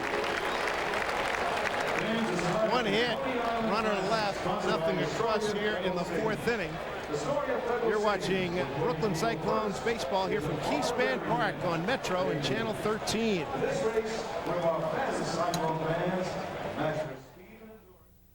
You can't be from around here if you have to ask where the Cyclones got their team name. What else would you call a baseball team which makes its home in the shadow of one of the great thrill rides of all time? The Brooklyn Cyclones is the perfect name for a baseball team that is located in Coney Island. The Cyclone was built in 1927, opened on June 26th. It's one of the handful of roller coasters in the United States that have been designated National Historic Landmarks. It's also recently been named the #1 wooden roller coaster in the world. Back in 1975, certain parts of the steel structure were replaced, yet, for the most part, what stands here in 2001 is exactly what was built in 1927. Charles Lindbergh actually rode the Cyclone and said it was more exciting than transatlantic flight. More recently, we've seen Jerry Seinfeld, Conan O'Brien. David Letterman was here, but I don't believe he rode it. Ride on the Cyclone lasts 1 minute and 50 seconds, but we guarantee you it's 1 minute and 50 seconds that you'll never forget.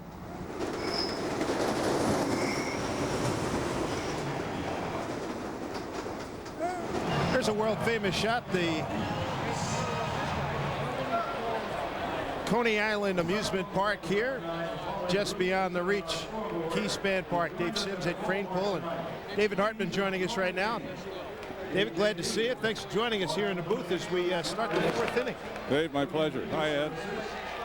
Robert McIntyre, Michael Jacobs, and John Toner. It'll be 2, 3, and 4 for the Cyclones. When was the last time you were on that Ferris wheel? I'm not going to tell you. So I'm older than you guys. Luke Field has been impressive, holding Brooklyn to just 1 hit. Leandro Arias got it a base hit to right field. Bottom of the 3rd inning.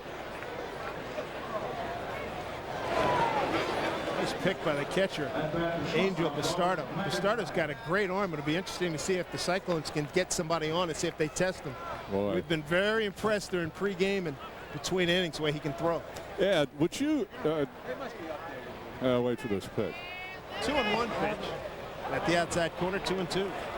There, both teams, would you throw the heavy-hitting right-handed hitters, would you throw them away a lot to make it tough to pull? I think it's a good idea, Dave, especially in this ballpark, because the wind is blowing across. And, of course, if they get it up into that breeze, you got a chance of the ball carrying the left field. We said that earlier. The mayor picked that right up also. He was smart. He knows his baseball.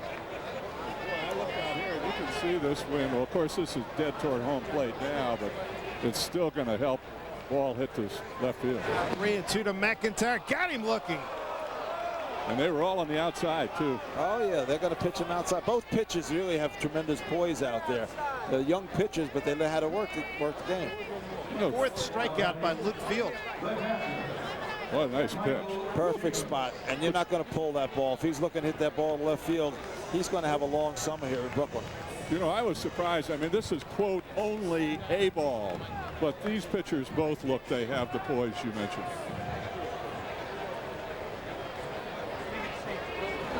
Michael Jacobs steps in, 3-hole hitter for Brooklyn. And David, let's take a look at some photos that you brought along from your baseball past. Uh-oh.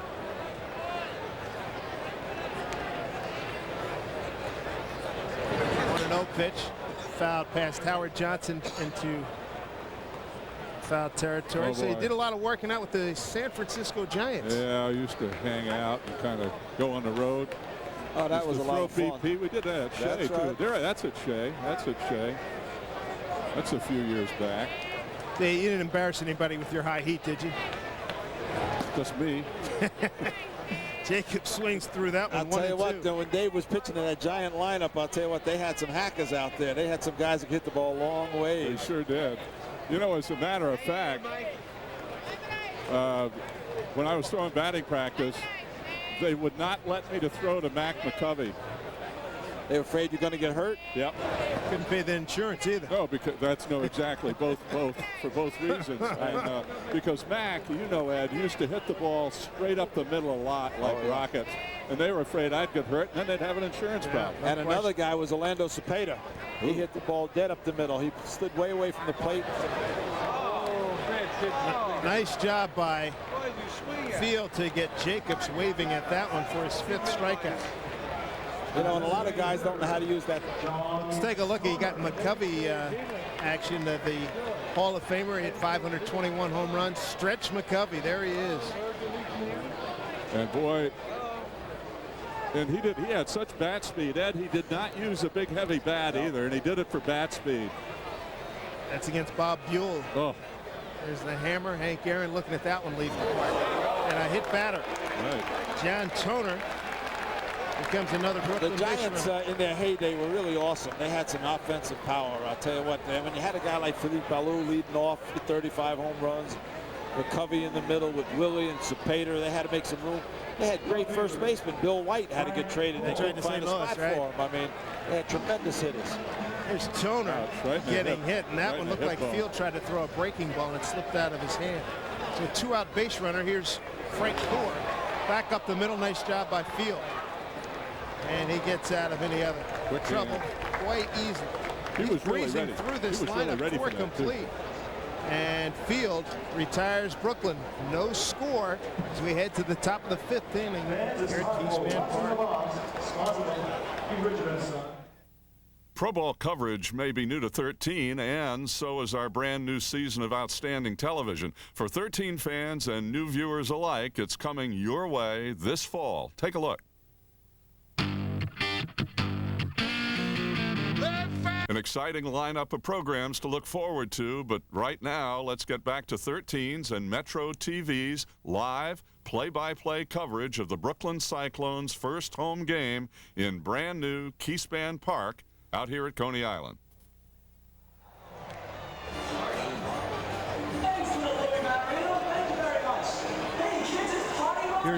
Oh, great.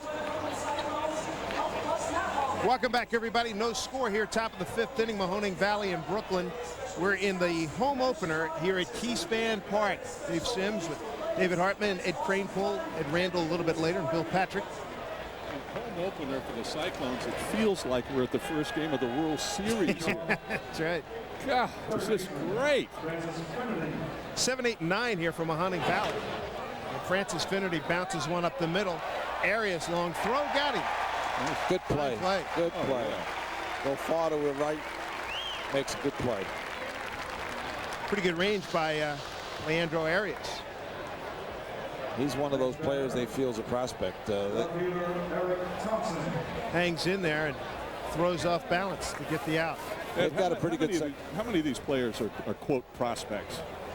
Oh, I guess, a half a dozen or so on each club. They'll find out in a hurry. And, of course, some of these fellas are liable to move up during the course of the season and go to, some of the other leagues also. But they can move pretty quickly, can't they? Oh, if they show the stuff and they can hit the curveball. That's the thing. And even a pitcher like both of these fellas today that look like they had a pitch, they got enough poise out there, you can move them up and let them face some little bit more opposing hitters. And they will make some moves. Minor league baseball is not like it used to be. Each ball club now maybe has 4 or 5 teams. Years ago, they would have 20 teams. Yeah. So a guy can really start, in a league like this and move up the following year and be in the big leagues in 2 years. And of course, that's the way you want to be. Sure. This is Eric Thompson, the left fielder. He's in an 0-2 hole here. Free swinger. Seen a lot of that tonight. Well, when you got pitchers throwing strikes, you might as well swing, but you have to have an idea how to hit, and I think that's the experience factor, and Howard Johnson's going to be working with these fellas, and that's why I say the Mets have good coaching down here, and it's important at an instructional league level. Check swing, foul ball grabbed by Jacobs. I think it's more important to have good coaching here at this level because you got your raw prospects coming out of school. You want to get them into good habits early and develop as quickly as you can. The way baseball is situated now, you can't keep signing those free agents every year. Otherwise, your payrolls are going to go skyrocketing, which they are now. But you better develop your own players along the way. But it's not just physical skills they're going to learn here, is it, Ed? They've got to learn how to play the game in their heads and make judgments and the judgments that you need in the big leagues. Well, that's the thing. I mean, some of the players you watch a major league game now, and I'll tell you what, they don't know how to play the game, and it's really disturbing to see that because at any level you should know how to play the game. When the ball's hit you, where do you throw it? Hit the cutoff man. The Mets right now are not playing good baseball. Unfortunately, at Shea, they're playing bad defensively. Pitching and defense is going to win a lot of ball games. The hitting's going to be there because you know what? If the other team doesn't score, you're going to win some runs anyhow. You're going to win some games. 2-2 pitch. Staying alive there's Eric Thompson. Well, what you said, Ed, about if the ball's hit to you, where do you throw? That means every pitch, thinking, okay, if it comes to me right now, what am I going to do? Right. This is anticipation. You learn that, or you should be learning that in Little League baseball.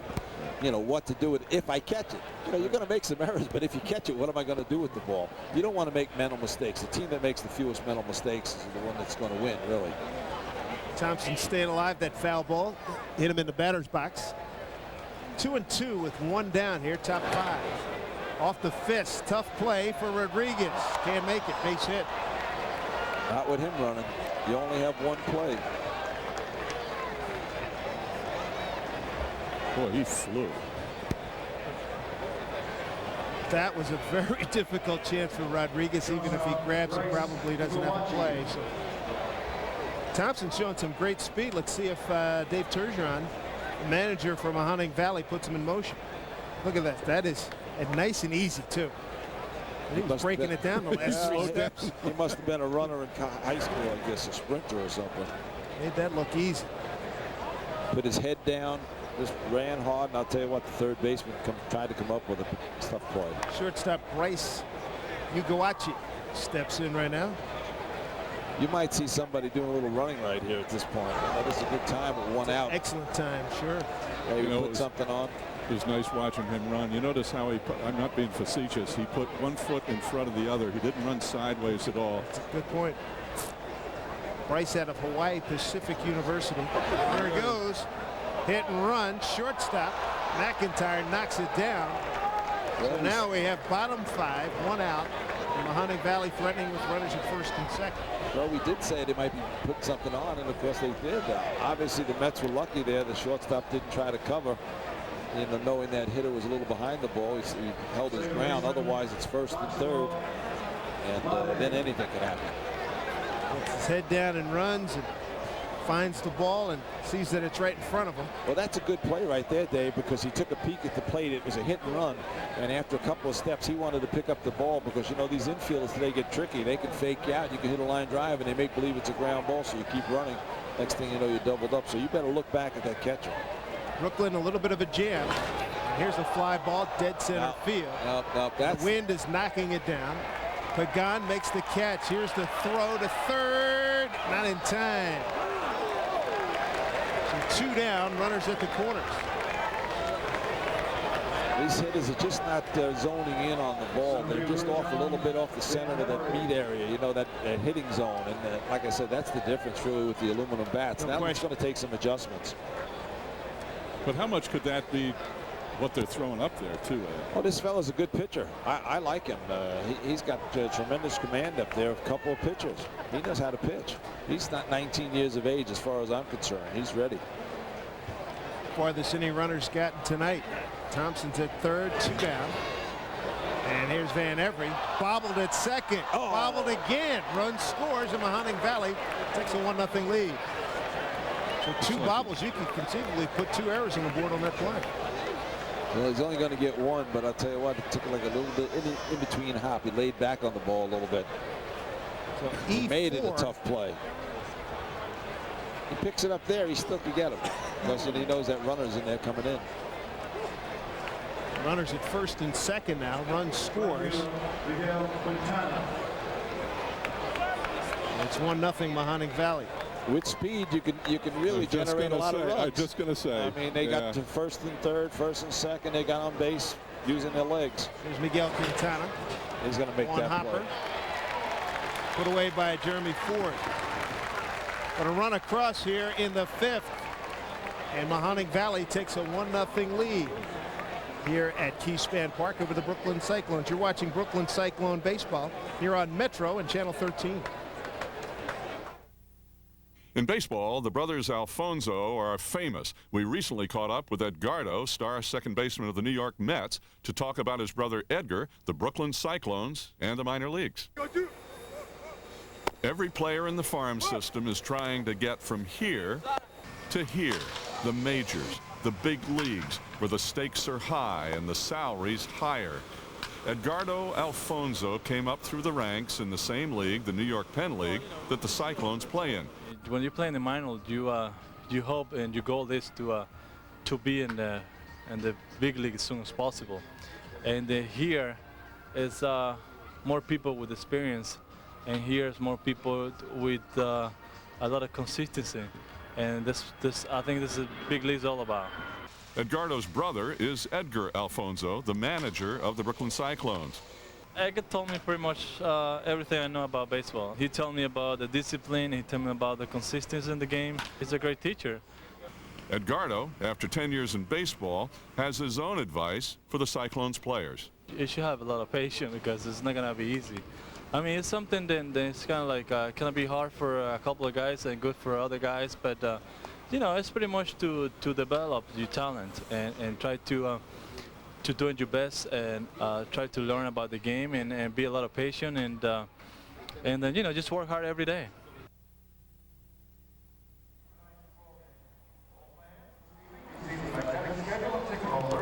Some of the sights of Coney Island And it's a beautiful sight here at Keyspan Park, Mahoning Valley with a 1-0 lead over Brooklyn, over the Brooklyn Cyclones, and the home opener for the Cyclones. Family night indeed. As every night should be here at this ballpark this summer. I think they're going to be crowded all summer long. I'll tell you, it's a beautiful place to watch a ball game, bring the family out. It's a lot of excitement, a lot of entertainment, and it's a good value for your dollar. Sure is. Oh, what a thunk, right? Right on the beach. Beautiful setting. You can see everything here. You got the planes coming in. We saw some cruise ships leaving before. You've got a little bit of excitement. You got the Cyclone. You got baseball, hot dogs. Nathan's right over here in the corner. Just jump on the subway and come out. Come on out. I'm going to have to be out here more often myself. Yep. 6, 7, and 8 hitters for Brooklyn here in the 5th. Noel Tavares will lead it off. Bounced to second back in the 2nd inning. Will be followed by Edgar Rodriguez. Luke Field has pitched a nice game tonight. Nice grab by the shortstop, Iguachi. Oh, nice. Good looking play by Bryce. 1 down. Good hands. I'll tell you what, you see more young fellows today that they can pick it. That's what it takes. Quick hands, good reflexes. Look at that. Short hop. He stay with the ball. He sees the ball right into his glove. He follows it. And, of course, they've all got good arms. And he also set himself up. He didn't try to quick throw. That's correct. Not a big guy. 5'6", 160 out of Honolulu. Rodriguez steps in. He grounded to third back in the 3rd inning. This guy's got a quick bat, Dave. And I'll tell you what, he's got good power to left field and center field. It's like they're going to try to keep it away from him, too. Yes, I think so.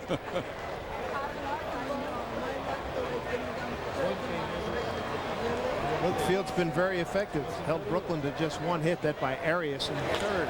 This one hit down the line. Will it stay fair? It does. And that ball was on the inside. Rodriguez. He's got cruises into second with the double.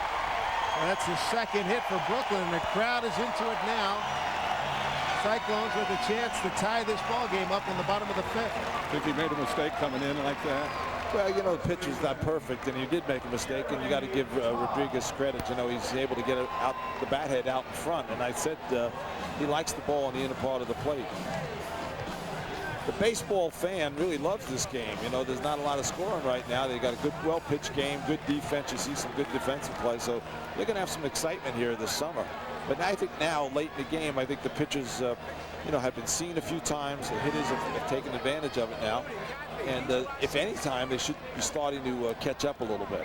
Well, here's Jeremy Todd. Came in hitting just 1 for 143. Flied out to center field back in the 3rd inning. He's behind 0-1. Oh, that broke up bat. Whoa. Ate him up. Kitchen job right above the hands. Woo. Ouch.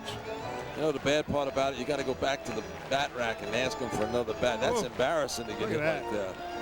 But it happens to everybody, I'll tell you what, you know. So the bees, how many bees you figure in his hands right now? Oh, they're stinging. I'll tell you, he's lucky he's not playing in April. Woo. You know, the cold weather early in the season, I'll tell you, that could affect you for a few games. Brooklyn with a runner in scoring position, looking to tie this game. 0-2. Todd got him on the outside corner. Nice. Got him looking. Change up. You know, that good hard fastball in the inner part of the plate sets up that off-speed pitch, because now a hitter is conscious of the fact that this guy can get into my kitchen, and there he throws a little bit of a slider, and he doesn't even react to it. 6th strikeout by Luke Field. Looks pretty impressive. 5'11", 178. Luke Field, the pitcher's out of Littleton, Colorado. This is Leandro Arias. He got the first hit in Brooklyn Cyclones history. His last time up in the 3rd. I always love it when pitchers do that, and you're going to have to be able to stand, start yelling balk. They don't know the Learn the rules. Curveball over the top's in there for strike. You get a base hit here, Dave, we're going to have some action at the plate, because if you look at the outfielders, they're in tight. Tight. You're probably going to hit the ball to right field a little bit, and I'll tell you what, we'll see some plays. Pops this one up in the infield. Hey, Iguachi. The shortstop's got it. The runner stranded at second base on the double by Rodriguez. 5th inning complete. 1-0 Scrappers over the Cyclones. You're watching Brooklyn Cyclone baseball. One of the great names in baseball and one of the legends of the New York Mets is Bobby Ojeda. Today, he's coaching young, future Mets stars on the Brooklyn Cyclones. Let's hear what he has to say about his new career. If my pitching staff that I'm in charge of, I get guys developed better than they were when we started. And that's the feeling we have. We were 3.5 months down in Florida, extended spring, and those guys will tell you, you know, I'm better now. And I told him, I says, all right, now 3 months from now when this is over, you're going to be better still. Then I did my job. I would love to win this championship and have a ring and all that, but I have to tell you, it's secondary, because if I got a pitcher who's struggling, I still got to send him out there, because I'm developing him to get over to that other field across the town. That's where I want him to get. I'm not going to blow him out here. I'm not going to bury him here. Hey, here's the ball, kid. You did something to get here. Here you go. I'm not going to take that opportunity away from you, because I want us to win, you know, the New York-Penn League championship. At Shea, the big picture is win. At all costs, you win. At here, it's, hey, you know, we're bringing this kid along. We're looking 2-3 years down the road. There's a master plan to these kids, and that's sort of what we follow. Some of them, you know how some of these kids, the fans warm up to them for some reason. Sure, it'll happen. Some guys here will all of a sudden rise above the others. And, oh, there he is. He's cool, you know. And that's wonderful. Wonderful experience for them.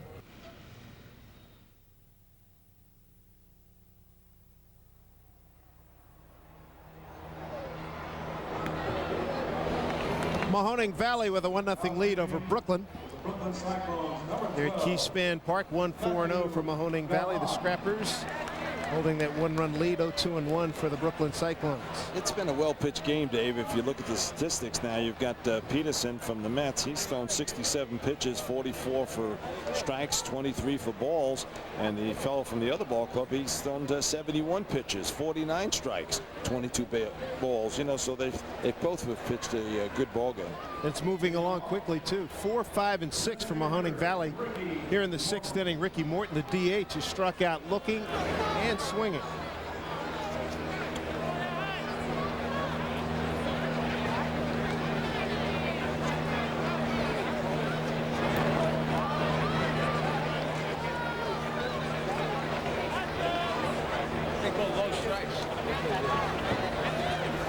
And we've got a new pitcher for Brooklyn.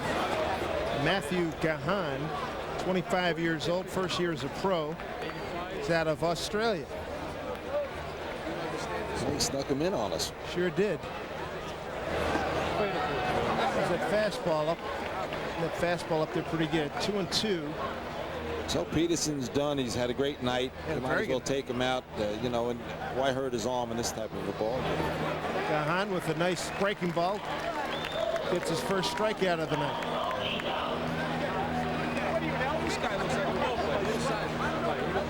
That fella's had a tough night. I think he's 0 for 3 with 3 strikeouts. That's a long evening. One looking and the last 2 swinging, and he wasn't close on that one. I'm glad the parachute's not working tonight, because he's liable to take this ride over here. Curtis Gay got a base hit to right his last time up. Strokes one to dead center field. Wynn holds it up. Big Gun puts it away, 2 down.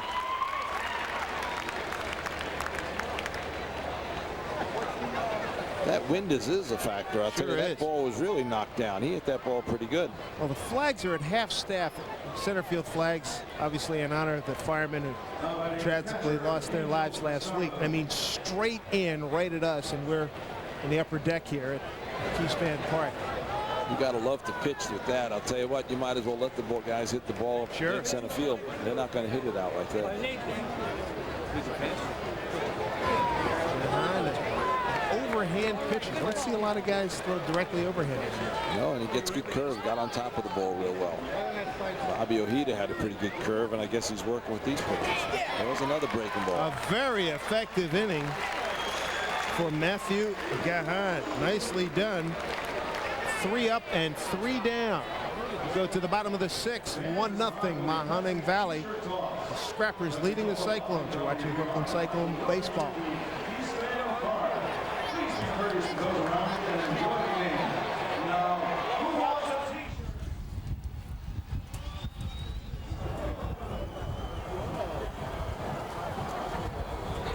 pretty accurate, I would say, but I'm only one of many that are here tonight. Listen, what was it like the day the Dodgers, you heard that they were going to go to California in 1950? Well, I didn't believe that they were going, but when they finally went, I was deeply disappointed, and I had to wait 44 years for this day, and I'm loving every moment of it. Tell me why. What is it? Describe It's like what I'm this is reborn. like. I'm reborn. My friends are here, my family's here, my grandchildren are here, and I tell them about the old Dodgers, and as a matter of fact, up there, there's a friend of mine I grew up with right there, Stanley Brezhnev. Used to be the deputy mayor of the city of New York. I went to public school with him, played stickball with him many, many times. And I think he was a Dodger fan too. What is it like to be in this stadium compared to what it was like to be at Ebbets Field? Well, you can't duplicate that. Right. You can't package that. Right. Ebbets Field was a unique ballpark, the smell, the grass, the players. It was a totally different atmosphere than it is at Shea today or at any other ballpark I've ever been in. But if we're going to have a new team in Brooklyn and a new ballpark here, this is sure not a bad way to do it. Oh, this is great. I'm loving every moment of it, and I'm gonna burst. Burst for us, in my Miles. dreams forever. It's Miles, been thank phenomenal. you. Good to see you. Thank you very much for having me. Thank you. And back to baseball. You know him from basketball, but John Andres, the longtime voice of the New York Knicks, loves baseball. A son of Brooklyn, right? Very much so, Ed. I am thrilled to be here. You're talking about Duke Snyder living across the street from me in Bay Ridge and Pee Wee Reese around the corner, etc. American Legion baseball team. Actually, we won a championship in Brooklyn in some year in the 50s. And I smell the dirt here. It's just lovely. I'm thrilled to be here. They broke your heart when they left. They did, but many, many people's hearts were broken. But I'll tell you, it's all that love has been stored up, and it's here tonight. It really is. I think it's great. And I think if this team were not to win a game, which is silly, they will win many games, I'm sure, people will still come here. It's just a love affair with baseball. It relates to the Dodgers. And it's just great to be here. It's thrilling to be here. I don't think people know the names of any of the players at this point, and yet they're thrilled to be here. And what a beautiful ballpark. Nobody's more thrilled than John Andres. Guys, back to you. All right, Eddie, thank you very much. John today in the health club is working out, staying fit and trim as usual, and a base hit by Angel Pagan. Get things started here in the 6th inning.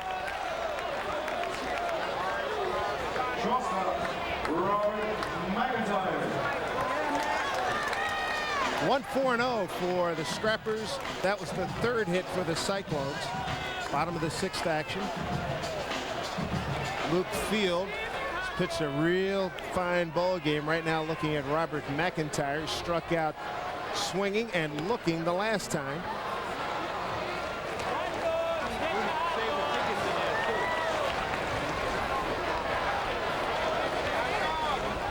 Good look at Pagan. Let's see if Edgar Alfonso gets something going here with his 2-hole hitter. He's got a little He's going. Runner goes. Good throw. Got him. We talked about that catcher's arm, Bastardo. Beautifully done. Couldn't have been more perfect. And a nice grab by the second baseman, Day. Hang in is right. Both catches in pregame practice was really throwing some great throws to second base. Both of these guys know how to throw the ball. They come out of there, lets it go, and this is a perfect throw right at second base. Little hop, short hop, second baseman blocks the base. A lot of second basemen don't go down and make that play.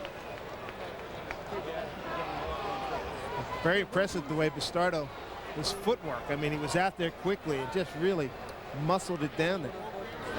That's the key to a good catcher, really, to have footwork so he can get out there quick and get in the throwing position. I know last week when you were on my Metro Game Face show, you talked about that was some of the problems, a lot of the problems that Mike Piazza has as a catcher and throwing people out. The footwork's not good. Mike's a big guy, I'll tell you what. He's a great athlete, but of course he's not as quick as some of these fellows who are cat-like back there. Jerry Grody was the best I've ever seen at being able to release the ball and get out from behind the plate and crouch low and do all the things a catcher should be doing.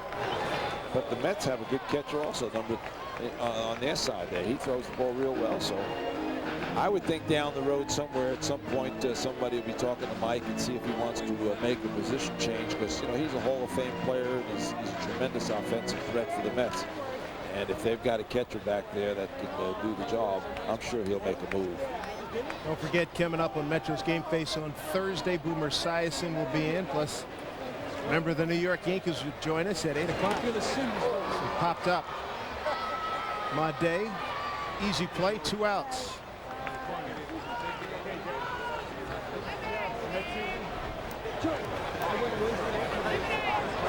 Gil Hodges has meant so much to Brooklyn baseball in his days. I was on the Mets at that time in 1962, and of course everyone liked him. I know that he's hit well in the minor leagues, and since he's been here, I believe he's been a little above 250, but he has shown signs. It's like Dave, look how he's talking to me. I'll tell you what. That's against the Dodgers there. I remember those good old days. I'll tell you what, I also had a tough time. My first day in the major leagues was against the Dodgers back in 1962, about 40 some odd years ago.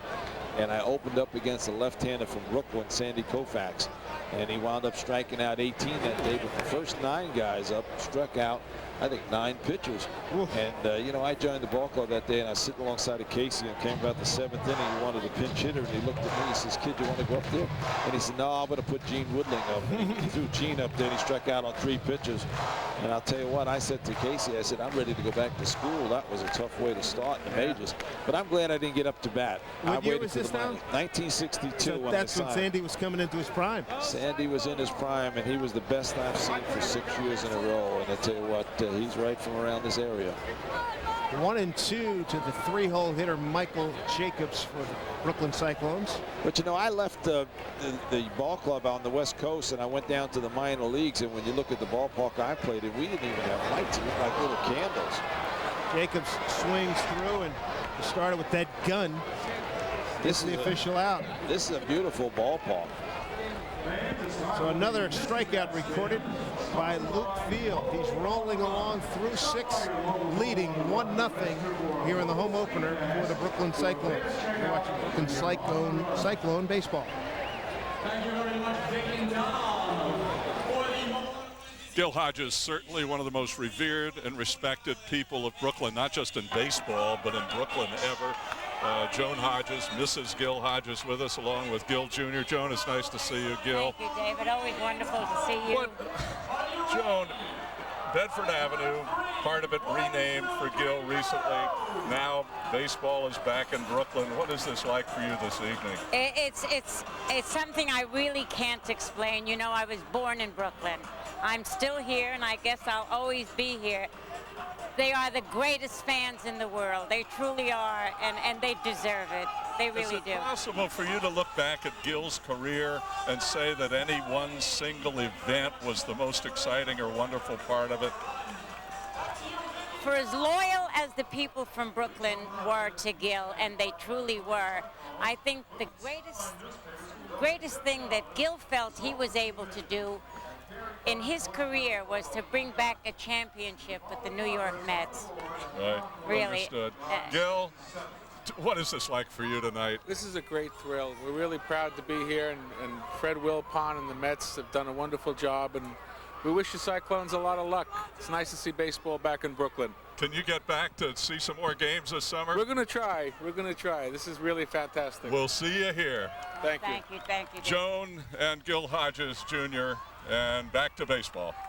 Thank you. 1 run, 4 hits, and no errors for Brooklyn. No runs, 3 hits, and 1 error. Mahoning Valley, the farm club of the Cleveland Indians, in what has been at Crane Pool a low-scoring, well-pitched ball game, which belies what you see sometimes in low A.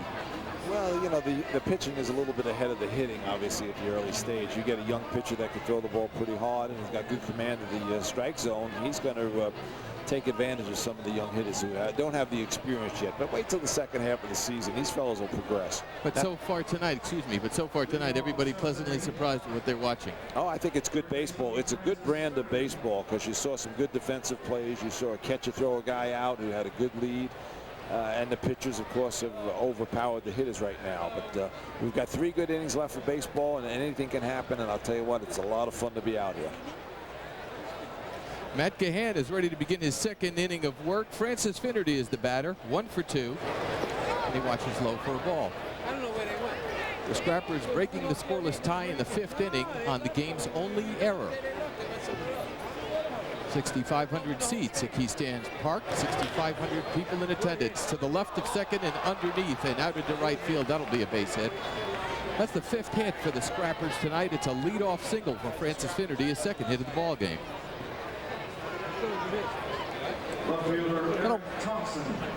You're going to watch on this replay. He gets to this ball and the ball goes under his glove. He actually, you know, his arm went past it. Eric Thompson, speedy left fielder, has struck out and beat out a little grounder to third base. It's to bunt, and that will curl foul.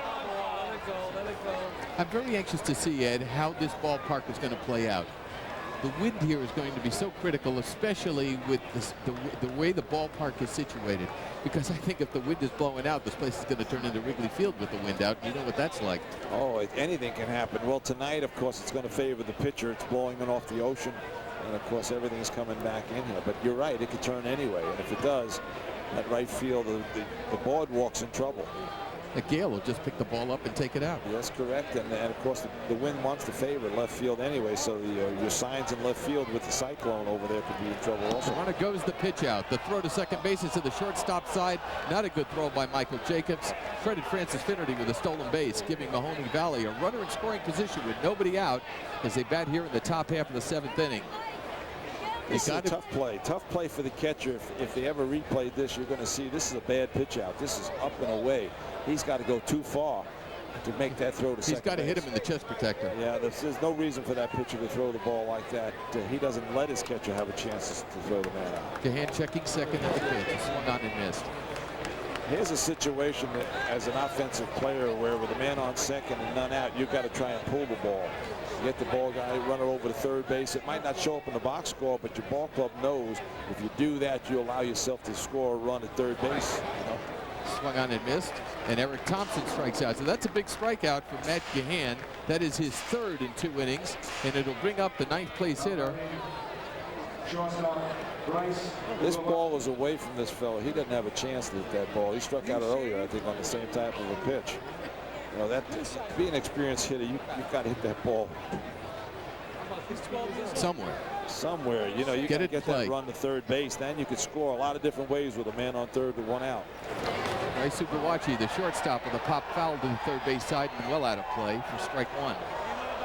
It is alarming to me, watching a lot of Major League Baseball as I do, how many times at the Major League level they fail to execute and move a runner over. Those are the little things that make a ball club a winning club. I mean, the Yankees the last couple of years have done all the things that it takes to win. The Mets right now are not doing that. But, you know, a good ball club's going to move the runners along. And you're going to score a lot of cheap runs. Checking second of the pitch. This is pop foul. This to the left field side into foul territory is Francis Core to make the catch, and there's 2 men out. And you got a guy like that right now. That ball there, even though it was a medium fly ball, with that runner at second base who's got pretty good speed, he's got a chance of scoring on that. Whether they're going to send him or not, that's a decision of the coach. I really don't know. But you know what? You could force that guy to throw him out at the plate, so anything can happen. Right, and you want him throwing the ball unnecessarily. You're right. Anything can happen at that point. And, of course, a run here would put this ball club up 2-0, and I'd rather be up 2 runs than 1. Maximo Bade, as we move to the top of the lineup, has reached base 1 time in 3 at-bats with the exaggerated open stance. A let up for a strike, no balls and 1 strike. How many people probably looked at this kid and said, oh, we have to change his stance, just like they tried to do with Toronto's Tony Batista. And I've never seen such an exaggerated open stance like that. And bang, last year, 41 homers. Well, that's it. The only time you would change it for a young fellow like this is if he proves that he can't hit. This is popped to the infield on the left-hand side, moving out into left field. And that's trouble. That is a bad play. And a run will score. Robert McNamara went out on it and apparently thought for a moment that Francis Core was going to come in from left to make the catch. Well, nobody called. It's a lot easier for the outfielder to take the ball. He's running in, and infielder, of course, is running back. And the wind, I think, played a little bit of a factor in that fly ball, but I think that's the left fielder's ball. he doesn't see it. I tell you what, just before the lights taking effect, possibly it went up. The way he went out after the ball, the left fielder, it looked like he didn't see it. They're going to score that a base hit. And that, to me, is a hole in the scoring rules as we watch John Van Every bat. It's tough on a pitcher. Obviously, now his earned run average is affected, and of course, he really did his job there. He got the guy to hit the ball up in the air. It should be caught. You know, so you can have a factor that maybe have a team error.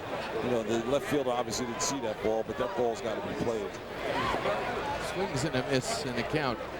His no balls and 2 strikes. It was Van Every's ground ball to the second baseman Arias, who muffed it in the 5th inning with 2 outs that allowed the first Mahoning Valley run to score. And now they have doubled that on a tainted run here in the 7th with 2 men out. Made making it to second base, running hard on the pop fly with 2 outs. A fake to second, nobody covering. An absolutely beautiful night for baseball here in Brooklyn, New York. I think there's going to be plenty of them this summer in here at this stadium. This is a great place for ball. Good stop on the low pitch by Michael Jacobs, and the count is 1 ball and 2 strikes. I remember a play that the Mets had just recently where Timo Perez, who was wearing his sunglasses on his hat for some reason, went all the way out to the left field wall and the ball dropped in front of him and he scored a double because it didn't touch him. But here in this situation, this is reminiscent of that. And I endorse your idea of a team error, which is something that they've talked about for years. There's plays that should be made. Even though they're not made, they should be made. And as you get up the ladder, of course, when you get to the major leagues, you've got to make those plays. Cahan checks second. 1-2. Grounded foul to the I've right noticed side. that also, Ed. You know, the same thing. I've seen guys with these sunglasses on their hat. What's I have the deal no with idea. that? We used to have the flip downs, and you know, when you needed it, you flipped it down. But I They're mean, styling. What's the sense of having it on your hat? You can't put it down fast enough. You know, the ball hits you. You don't have a couple of seconds to react. Right. Styling. I'll tell you what. You can forget that styling. You better win some ball games. Yep. Van Emery against Cahan with 2 outs in the count, 1-2. Here it comes. Breaking pitch is low and away, and it's even at 2 balls and 2 strikes. A lot of people may not remember you played some outfield for the Mets. And what was the toughest Sun field? Was it right field and Wrigley Field?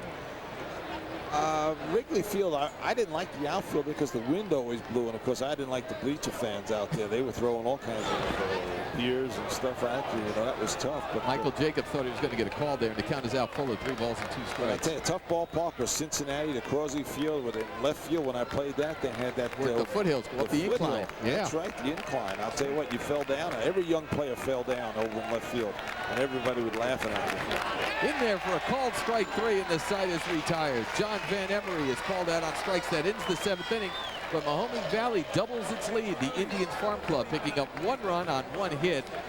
And they leave 1 man on base. At the end of 6.5 innings of play, the 7th inning stretch time for the first time in Keyspan Park with the score. The Mahoning Valley Scrappers 2 and the Brooklyn Cyclones nothing.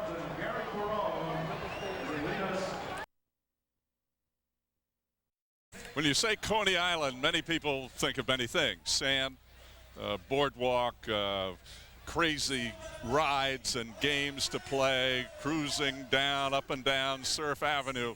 But many of us think of Coney Island, we think of Nathan's Hot Dogs. It's been that way for decades, and we hope it's going to be that way for decades more.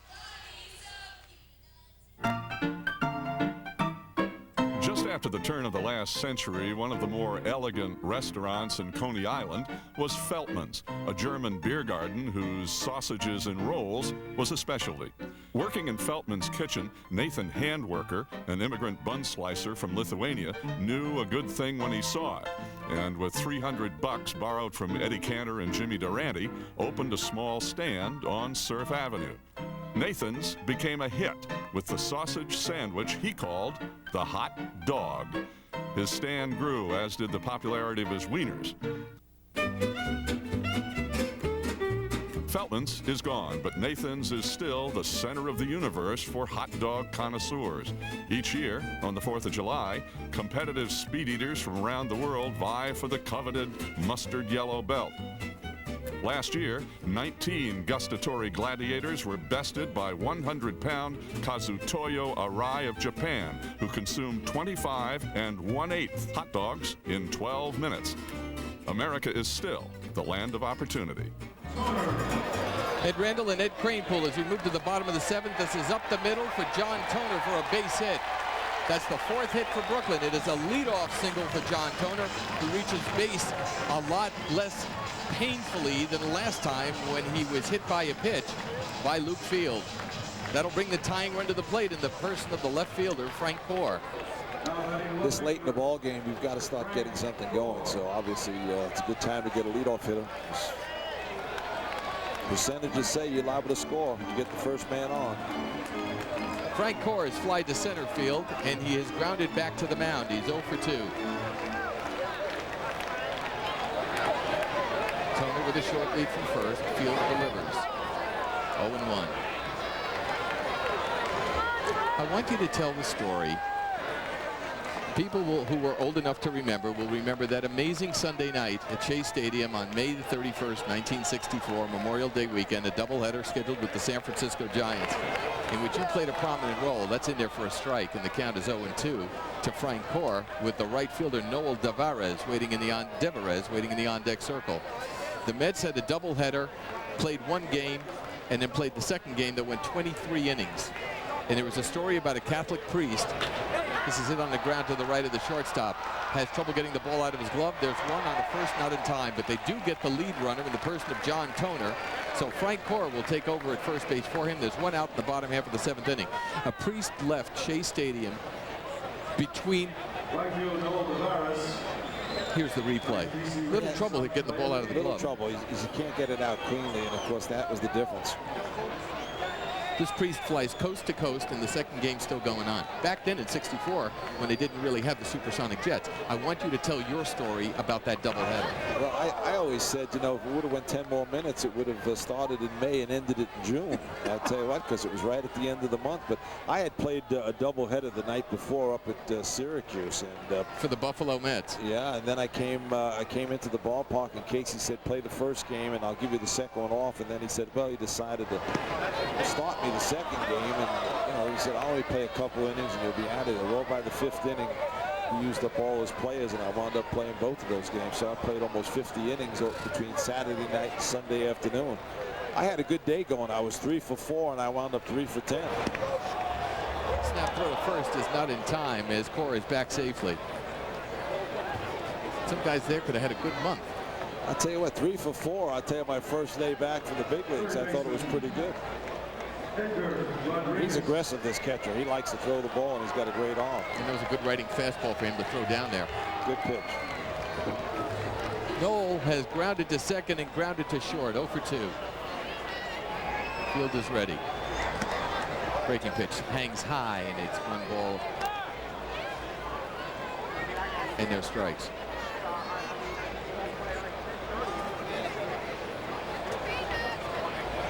Core inching away from first.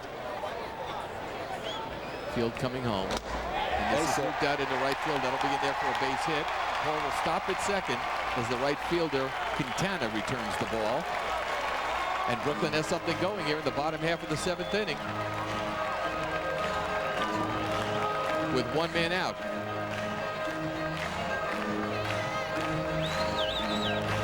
It's a good pitch, and obviously this guy's going to right field with it. I'll tell you what, that's where you got to go. The ball was away from him, and that's good hitting right there by a young hitter.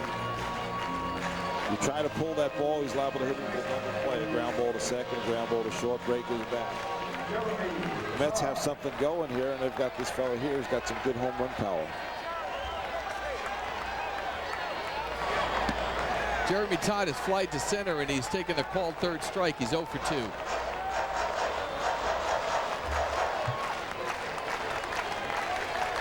Mahoning Valley, the farm club of the Cleveland Indians. Mahoning Valley is in Niles, Ohio, conveniently located near Youngstown, Ohio. Ever been there? Never been there. Never played there. Played a lot of places, but never there. Pulled foul. And the count to Todd is 1 ball and 1 strike. That's a tough call for the umpire. He's standing a long ways away. You know, with 2 umpires, they've got to move around a little bit. I'm glad that ball just went foul. It's the home plate umpire's call, but it's tough. It's got a big hole in right center. I'd like to see him drive one out there. I'll tell you what, put these guys in motion at first base. As center fielder plays a shallow center field. It reminds me of Mickey Rivers. Look at this fella out there. Yeah.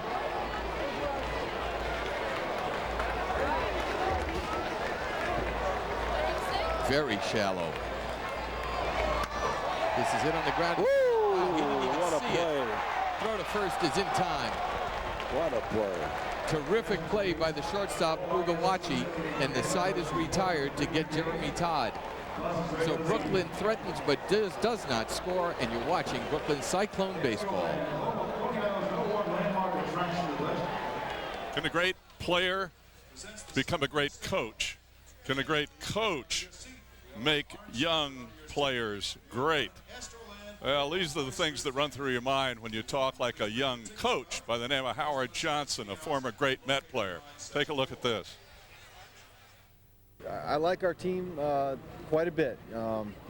They worked very hard this spring. They're ready to go. I think the nerves have calmed down a lot since the first day we walked into this beautiful ballpark. We want to watch them play. You know, we want their skills to come out, and we want to see what they do under pressure and you know, tough game situations. And this is a good place as any to start. You know, with all the people that are going to be here.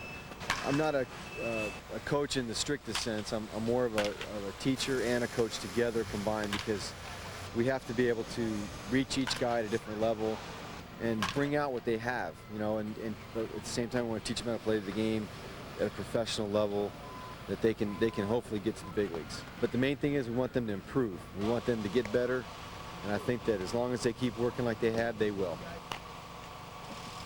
Team that sticks out the most probably have to be the Yankees, only because their system has been dominant for a long time, and you know, they're probably going to want to compete with us, you know, pretty heavily at this level. So I would think that they're going to try and get that team you know, up there, so that when they come here, we go there, it'll be war. It'll be fun though, at a smaller scale. The record of 1-5, the Brooklyn Cyclones 3-3 after dropping a doubleheader yesterday, both by 1 run. But right now, Mahoning Valley with the 2-0 lead as we move to the top half of the 8th inning. I think records are not really an indication of how good a ball club is, especially early in the season. These are young players that every day they get better as you progress. There's some guys that were playing high school 3 weeks ago. That's right. So, you know, if they get off to a little slow start, you know, after 2 weeks, they're a different ball club. You can't go by the record. This is good baseball today. You had a well-pitched game. Quintana is 0 for 3, and he swings and misses at Matt Gahan's offering, and the count is 1 ball and 1 strike. Let me ask you this. Put yourself in the position of a farm director. How important is the record versus development? Here's the pitch. That is low. It's 2-1. And I think you're correct. Development at this stage is more important than the record. If you can see improvement in how a player develops during the season, that's how you evaluate the coaches you have. And that's why I said it's very important what the Mets did. They have 3 coaches here that I think can offer something and bring something to the party. Every one of these fellows can help these guys improve. What you want to do is make these players improve, accelerate them as fast as you can to get them higher up and get them to the major leagues. Hit on the ground to the right side, to the first baseman, the right side. Todd will lead the pitcher just in time to get the speedy Quintana. There's 1 man out in the top half of the 8th inning. I think a lot of people see, here's the replay. Pitcher's got to cover. That's what they do in spring training. And he gets over. The first baseman gives him a good toss, leads him to first base. Nice and high. Perfect play. And I'll tell you what, you've seen some executed baseball today. Here's Ricky Moore, the designated hitter. Tough night for him. 3 at-bats, 3 strikeouts swinging in the 2nd, 4th, and 6th innings. And he's a cleanup hitter. Gets his bat on the ball here. The charging shortstop. Good play by McIntyre, and the throw on the first is in time. And there's 2 men out. I think people will look at an organization's cumulative record, their AAA, their AA, their single A's, and go, wow, they must have a lot of really good players. And that is really not indicative of the talent within that organization. That's correct. I mean, you've got to see at the end of the year how many guys progress up the ladder and how many guys are on that major league level that have come out of the minor league team system. How many players have they developed? You got to give it to a club like Montreal. I mean, they've had more young players go on to be superstars. They just can't afford to keep them. So I think baseball's got to make some changes, and I think some of these ball clubs are going to be left behind. I think they're going to eliminate some of these ball clubs, and I think you know, it'll be good for the game. I think you know, if they can't compete, get rid of some of that talent. Unfortunately, Montreal just can't compete in the market. They keep getting rid of good players. Curtis Gay strikes out, and that will retire the side. An impressive inning from Matt Gahan. 3 up, 3 down, and at the end of 7.5 innings, Mahoning Valley leading Brooklyn 2-0. You're watching Brooklyn Cyclones baseball. No, even fans of 13 might be surprised to see baseball on Channel 13 tonight. But fans of 13 are not surprised at the innovative programs that they see on 13 all the time. Take a look at what's coming up this summer here on 13. And if you can't get tickets to the producers, well, watch the making of the producers right here on 13, and then, you know, let's talk about it. Right now, let's get back to Cyclones baseball. The Brooklyn Cyclones back in Brooklyn at Keyspan Park. Let's go back for Metro TV and 13's coverage. 7.5 innings, and we have a new pitcher from Mahoning Valley. It is Mark Turnbow, who is 6'3", 205 pounds, 22 years old. He has won 1 and lost none so far. Excuse me, last year he was 1-0. Luke Field pitched 7 innings. Give you stats in a moment. Gave up 5 hits, no runs. He walked none, struck out 8, and hit a batter and threw 96 pitches. Very impressive performance tonight by Luke. 68 strikes, 28 balls. Both pitchers have pitched a great ball game. He's just 22 years of age, and I'll tell you what, that's why he was out there a couple extra innings.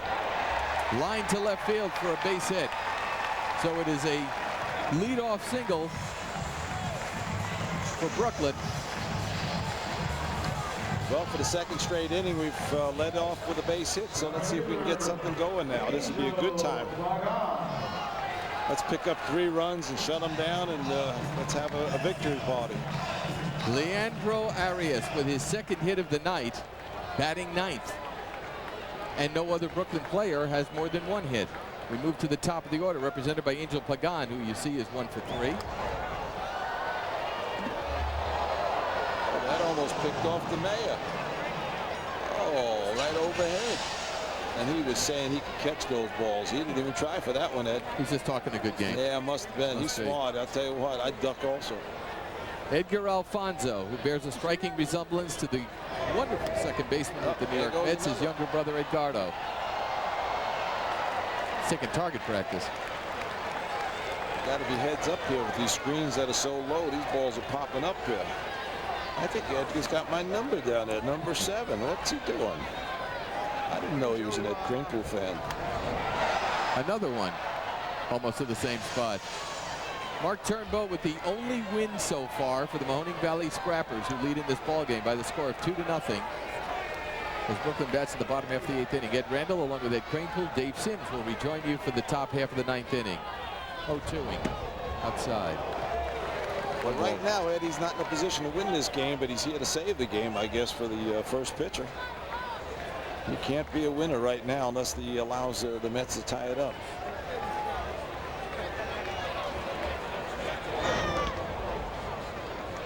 Arias with a very short lead at first base.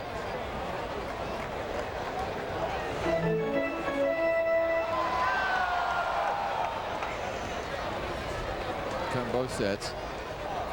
Leads away, and he's in there for a called strike 3. I guess that's called guessing for the wrong pitch. I think he was looking for location. It looked to me the way he gave up on that outside fastball, he might have been looking inside. You know, he hadn't gotten around on the 2 balls. This pitch is out over the plate. It's on that's the outer right there. half. it's a good pitch to hit. You can't pull that ball and take advantage of the first base hole, so you hit it into left center. There's a big hole out there, and you put men on second and third. Robert McNamara with a tough night so far, 0 for 3. Breaking pitch, grounded shortstop hole. Great play by the diving third baseman. The throw to first is not in time. McNamara, but a good play by the first baseman, Eddie. Scoops it up. Wow, what a great play. I thought he was safe. I thought with McNamara's speed, I thought he was safe. No, I'll tell you what, let's look at the replay right here. I think it's going to be coming up here. I think he makes the play. The first baseman makes the play. The third baseman makes an outstanding dive, catches the ball, throws it in the dirt, but the play is made at first. It's close. Oh, that's a very close play. Close. It's worth an argument. Edgardo says a little something there. They're going to slow it down a little bit. I'll tell you what, this is bang bang. He's safe. He's safe. He's You're safe. right. He's on the bag. We have the luxury of that. I was replay. shocked. I was shocked when he called him out. I saw him. Well, hey, they're new in their careers too. Not only that, they only have 2 umpires, so they've got to be moving all the time, which is a disadvantage to the umpire.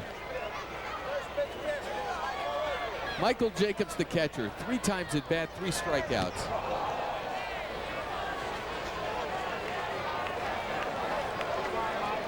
The runner did move to second base on the play. This is a great angle.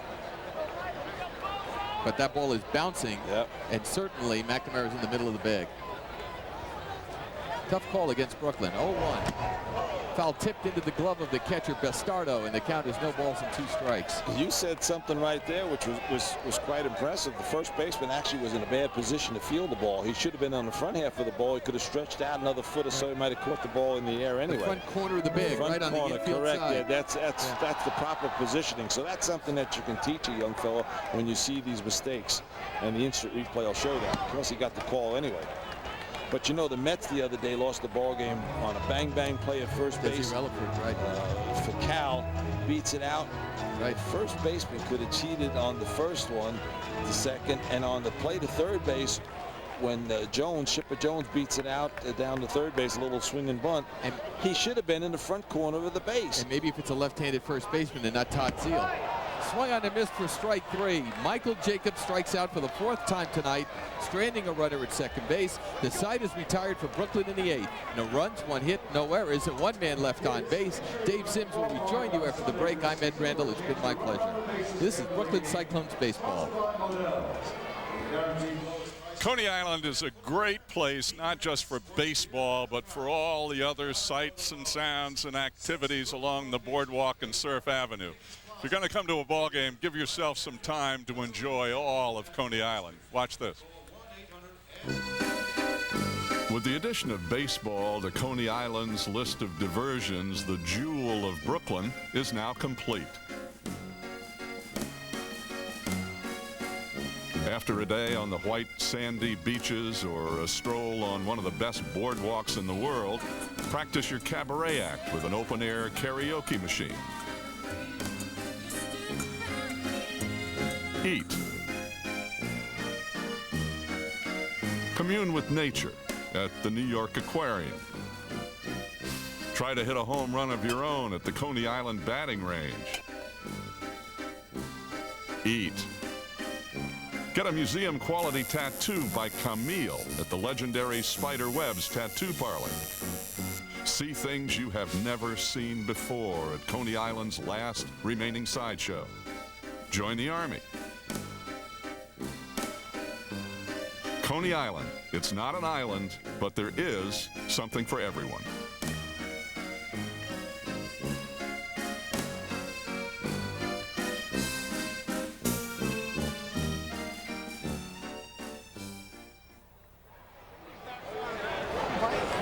Dave Sims back with you. You'll be hearing more of Ed Randall during these Cyclones games on many cable vision systems during the course of this upcoming baseball season. A couple of the youngsters here taking in the action. And right now the Cyclones need to get a hold here in the 9th inning. Down 2-0, and 6, 7, and 8 hitters up for Mahoning Valley. This will be in help of start of the catcher, Been very impressive tonight, Ed.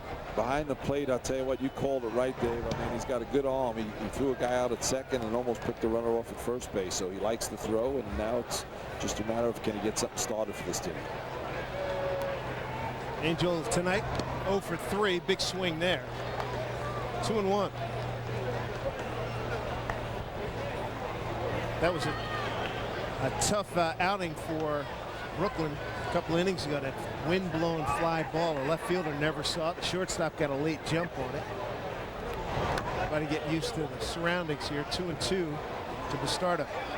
It can happen. You get that twilight hour just before those lights take effect, and the lights here are beautiful. I mean, Keyspan Park is just a beautiful sight to behold here at nighttime.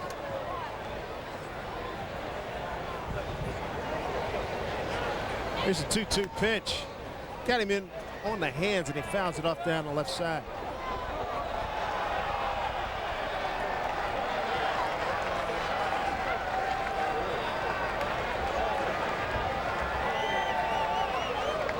Two and two to Bastardo. Fouled again. Nice job by Dave Turgeon, manager from Mahoning Valley. You know, a lot of these young players probably haven't played under the lights before this year, you know, so they have to get accustomed and acclimated to playing under the lights. I know my first minor league ball game, I played under the lights in Buffalo. I went after a pop-up and wound up being flat on my back. The ball was fading a little bit. Got him swinging. Nice pitch for the strikeout. That's the sixth strikeout of the night for Australian Matthew Gahan. Third baseman. One down, top nine. Going to bring up the third baseman, Francis Finnerty. Finnerty with 2 hits tonight, 2 for 3. This could be a scoreless game. This is they had 2 pitches. Both these pitches have both been outstanding for the Mets and obviously for the visiting club tonight. Changeup. Pretty effective use of the changeup this evening by all these pitchers, all 4 pitchers. You know, for young pitchers, they really are changing speeds quite well. They're moving the ball around. They've got the hitters off stride. Took a lot off it and had a lot of movement on it. Like you might try to turn that one over. 1-1. I think I remember Bob O'Heater having a pretty good changeup. Yeah, so he's without a been doubt. working with a lot of these pitchers because both of these young pitchers have been effective with the off-speed pitch. Fastball hit back up the middle for a base hit. Third hit of the night for Francis Finnerty. So 1 out base runner here, top 9 for Mahoning Valley. Does a good job staying on this pitch going away, down and away. Going right up the middle. Good piece of hitting. We'll bring up left fielder Eric Thompson. 1 for 3 tonight. Got an infield single in the 5th. This young man with the speed.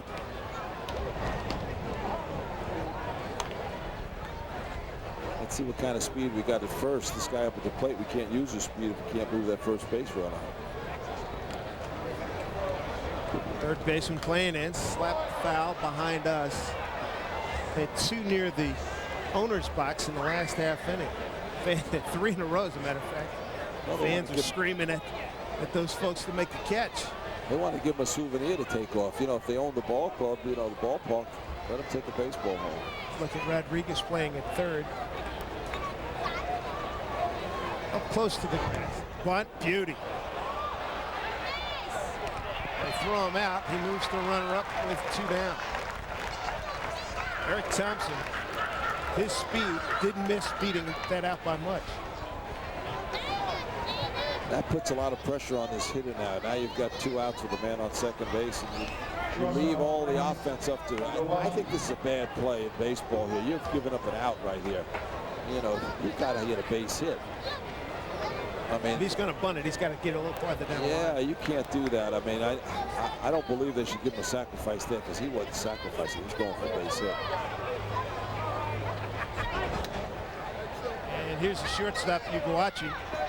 Double clutch by Arias when he gets out of it. Hello. So a 1 base hit, a runner stranded. We go to the bottom of the 9th inning, and Brooklyn trailing 2-0. You're watching Brooklyn Cyclones baseball.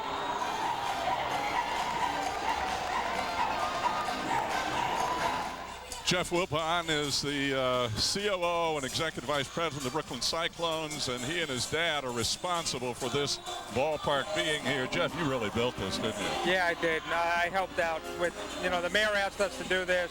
He gave us the money to do it. We watched over the project and brought it in on budget, on time, and obviously fans are having a great time tonight, so it's really exciting. Now, with all of the months and months and months of work and looking forward to this, the game is almost over here tonight. How much have you realized your hopes and dreams for what you wanted for tonight? Well, I think that the fans are having a good time. We reached our dream. So, I mean, we want to bring this to the kids and to the fans and the community here in Brooklyn. So I think we reached it. Tell me about, now the Yankees have a farm club now over in Staten Island. What are you and the Yankees cooking up to make this a big rivalry, or do you have to cook anything up? I think the fans cook it up all by themselves. We don't have to do anything. I think it's going to be great, though. What was the biggest challenge in all this? Well, I think getting the message out that we were here.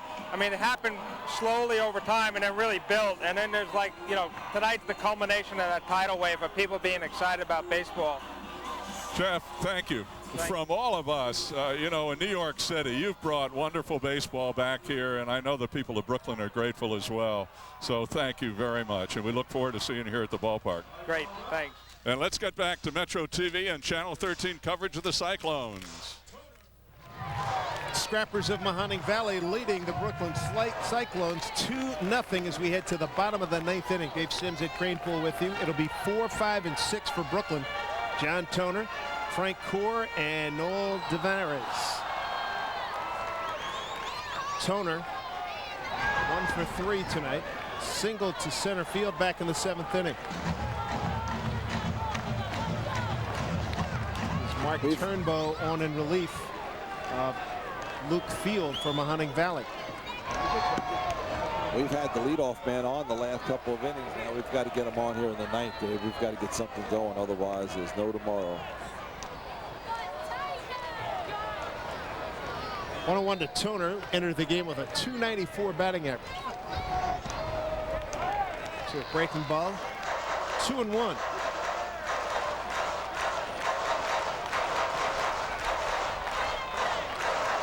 First game in Brooklyn baseball professional history. You're right. It is a big spot. Up high, 3-1. That was a good hitting situation. When you had 2-1, now you have 3-1. This hitter should be sitting on a fastball, and if he throws it in, you go out and take a good swing at it and try and get a base hit. Wind shifted slightly more to right to left, and it spent better part of the evening blowing straight in. 3-1 pitch. Down low. So Brooklyn got a base runner to start it off here. Bottom of the 9th inning, down 2-0. Well, that's the 3rd inning in a row. We're starting off with a man on base, and let's just hope this is an opportunity for us to score a couple of runs. We only need 2 runs, so an extra base hit right here will put us right in scoring position. Good hitting. Got away. Good hitting. Here's Frank Core, the left fielder. 0 for 3 on the evening. Swinging first pitch, popped it up. Third baseman Finnerty calling for it. Foul territory, makes the one-hand grab.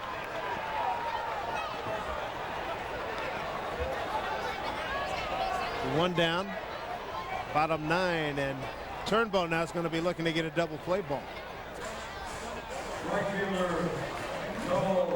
Pitch running away from him up in the zone. Yeah, but that was not this hitter. That was the wrong hitter. This is the right-handed hitter. He had a good pitch. He just missed it.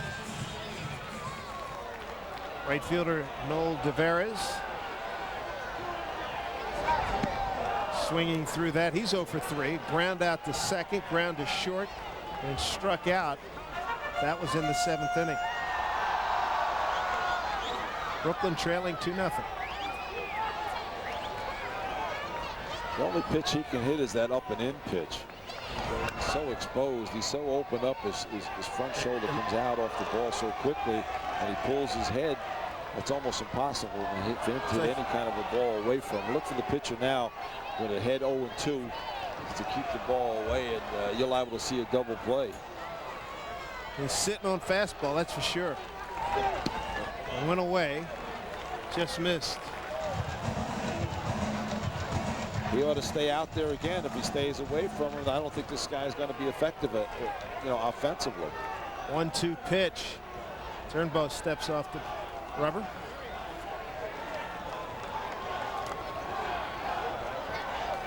Noel Tavares hit 9 home runs for Kingsport last year. Swung through that one, a good call, Ed. Third strikeout for Turnbow.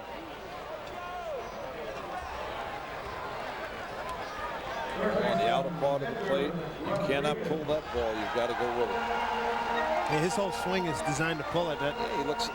He can hit the ball in the inner part of the plate up probably, and that's the only thing he can handle. So he's got to work on it. And that's what this is really all about, this type of a season right now. Edgar Rodriguez, last hope for Brooklyn. He's got 2 hits on the evening, 2 for 3. Double to left in the 5th, single to right in the 7th.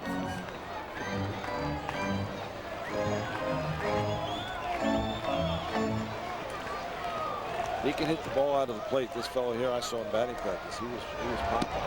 So they've got to pitch him away. And that's what they did on that one, 1-1.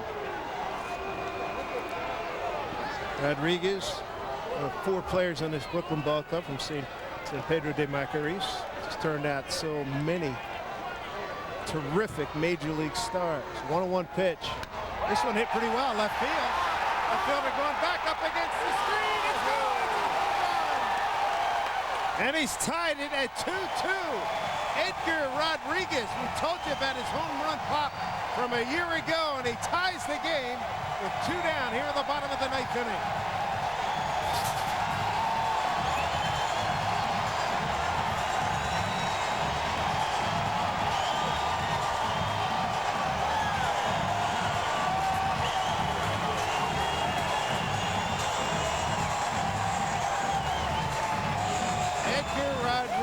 What a moment for him in the first professional baseball game in Brooklyn in more than 40 years. Take a look.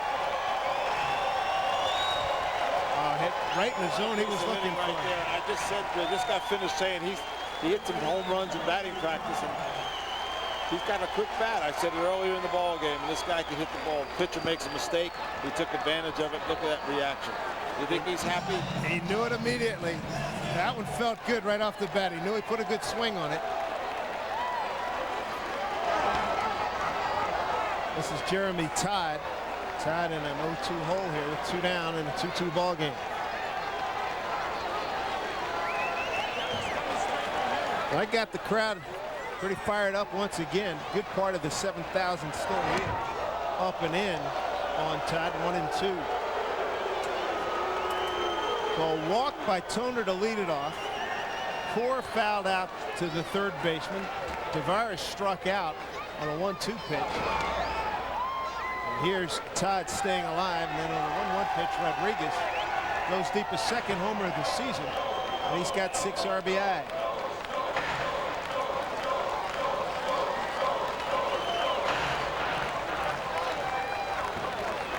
.270 for Mahoning Valley, 2-7-1 for Brooklyn. Here's the 1-2 pitch. Got a nibble in a corner, 2-2.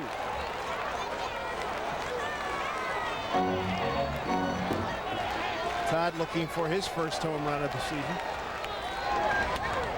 This one hit straight up.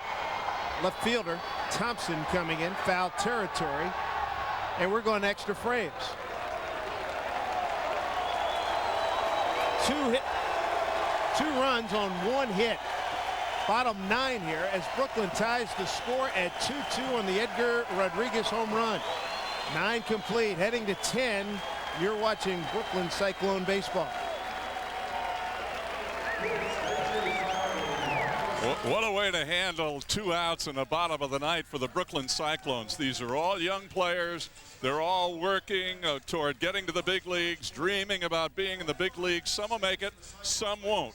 Let's find out what some of these young players are thinking about.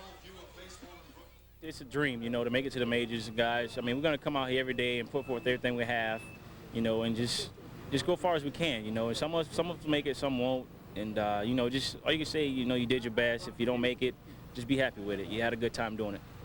I hope we can go out there and give them a good game and hopefully put a lot of W's on the board for them and keep them coming out here.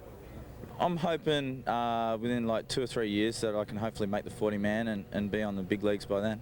Well, I'll be all right. I worked for it all sprint training, and I deserve the chance, and now I got it. Now I got to take advantage of it. We got our own tradition to start here, so hopefully we want to keep with the tradition of Brooklyn and play good baseball, play quality baseball, but right now we're not going to try to follow anybody, but we're going to try to play Cyclones baseball. We're not going to try to play anybody else's game. I just want to do everything I can to help my team in every little situation, whether it be offensively, defensively, or just being around, you know, just keeping the guys pumped and just ready to play.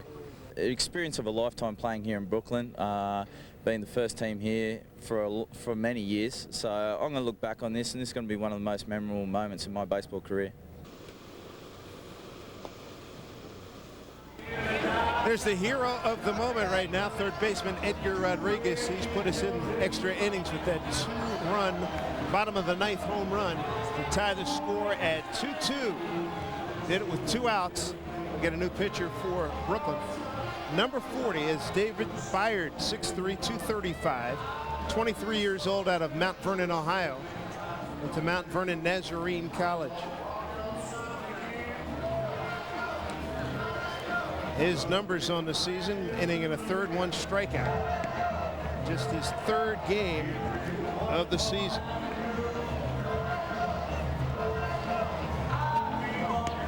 Byard last year with Kingsport went 2-1 with a 4.05 ERA, and he had 4 saves. Byard going to see the top of the lineup for Mahoning Valley. Maximo Made, second baseman, will lead it off. Maximo has grounded to second, walked, flied to center, and doubled to left.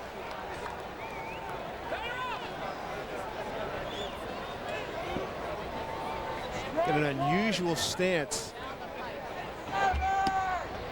Byard's in for strike 1.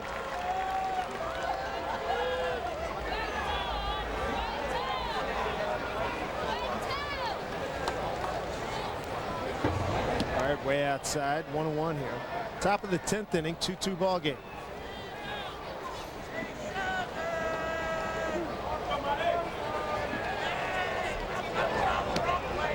That was close. What do you think of this guy's stance? Well, obviously he likes the ball inside, I guess, or either that or he has trouble inside and he just open up to get out of the way, his hips out of the way. Slaps this one to the shortstop, McIntyre. High throw. And Ford's able to stay on the bag, 1 down.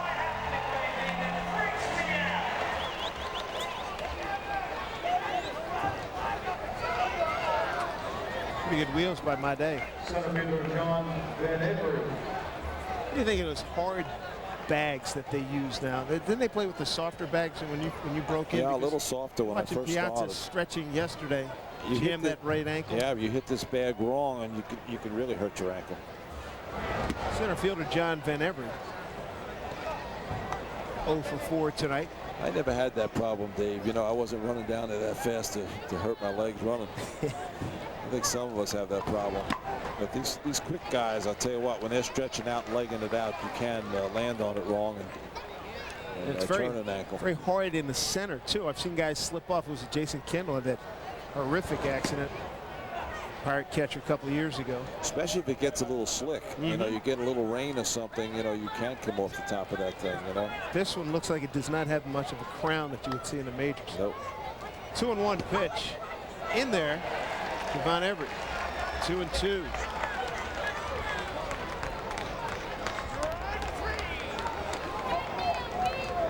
A lot of movement on that pitch. Good movement. 2-2. Von Everett stays alive, fouling it away.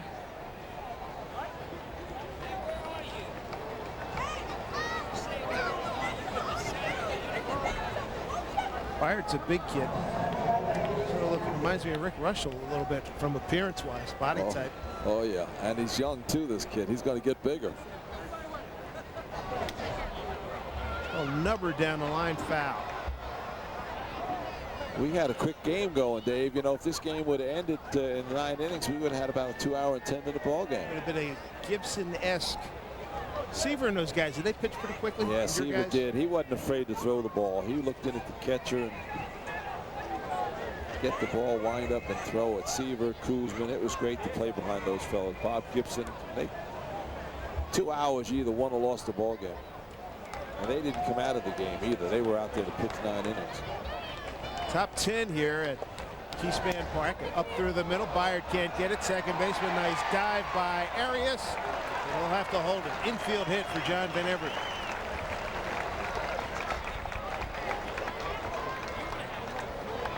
Eighth hit for Mahoning Valley.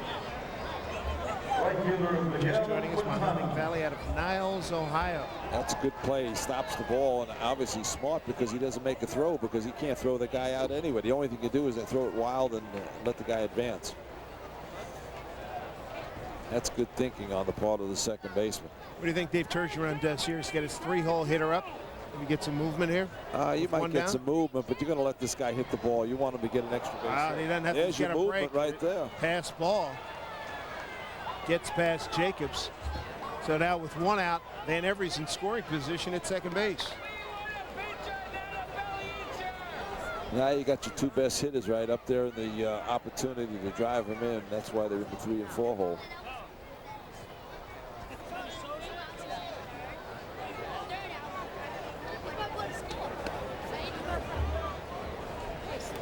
Second pitcher in relief this evening is Byard. The first reliever was Matthew Gahan. He went 4 innings, 3 hits, 1 run. It was earned. Struck out 6. This is David Byard right now in a little bit of a hole. The pitch on the outside corner. So 2-0 to Miguel Quintana. Quintana tonight is 0 for 4.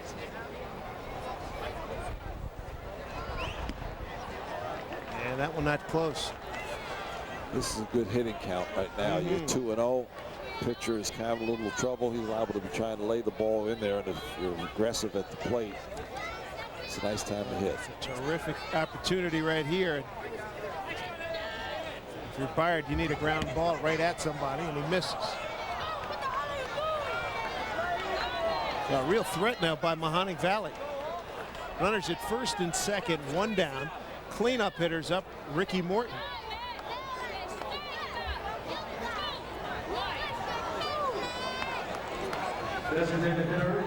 That's close. That's close. I'll tell you what, that umpire doesn't move. I don't understand why these guys don't move out. You know, look out over the plate sometimes. You know, they're always leaning on the inside part. They're guessing on the outside. That was a tough pitch. Ricky Morton struck out 3 times and grounded to short. Strike 1.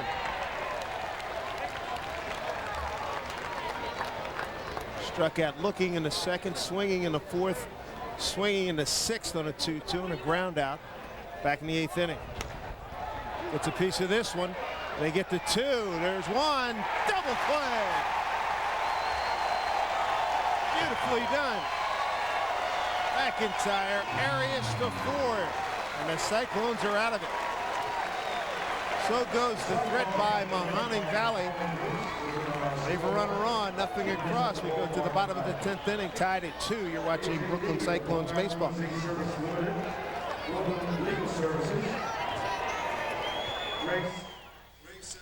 This young man next to me is Nicholas Gelman. He's got a front row seat for the first Cyclones game. Nicholas, how's it going? Good. What do you think of the game so far? It's very interesting. It's interesting? Oh, that's a very cool answer to my question. What do you think of minor league baseball? I like it. You like it? What do you like most about it? Stealing bases. Stealing bases? Can you run? Yes. Are you fast? Yes. You a ball player? No. Oh. I used to be. You used to be. You've given your career up so early? Holy cow, you're too young to give it up. You had a shot. Nicholas, it's great to have you with us. I hope you won the game. Mr. Berkowitz, Yes, Berkowitz family, what's this like for you tonight? We're very excited. We've been waiting since last August. I think we're probably the first people that bought tickets Great. Over a year. Wanted a little closer location, but we're pretty happy with the seats. That's good. Having wonderful. Are you a ball fan or only him? My dad is, but he kind of makes sure I have to be. I have no choice. You mean he dragged you here against your will? Oh, no. Oh, good. I hope not. Are you a baseball fan? Sometimes. Big baseball fan. Big baseball fan. Good. Thanks for joining us. Have fun all this summer. Thank you very much. Always enjoyed you previously. I'm glad to have you. Thanks. Inning action, 2-2 ball game here in the home opener for the Brooklyn Cyclones. New pitcher for Mahoning Valley is Nate Fernley, 6'2", 160, 24 years old, out of Long Beach, California. This will be his third appearance this season. It's 3 1/3 innings to a 5.40 ERA. And coming from down under, Leandro Arias leading off for the Cyclones here. It'll be 9-1-2 for Brooklyn.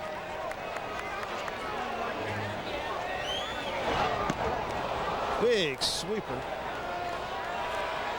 Dave Sims at Crane Pool with you. And Eddie, I'm trying to think, during your day, Ted Abernathy was one guy that came. That's what I was thinking about it. And I'll tell you what, he was tough on right-handers. It looks like this fellow could be tough also.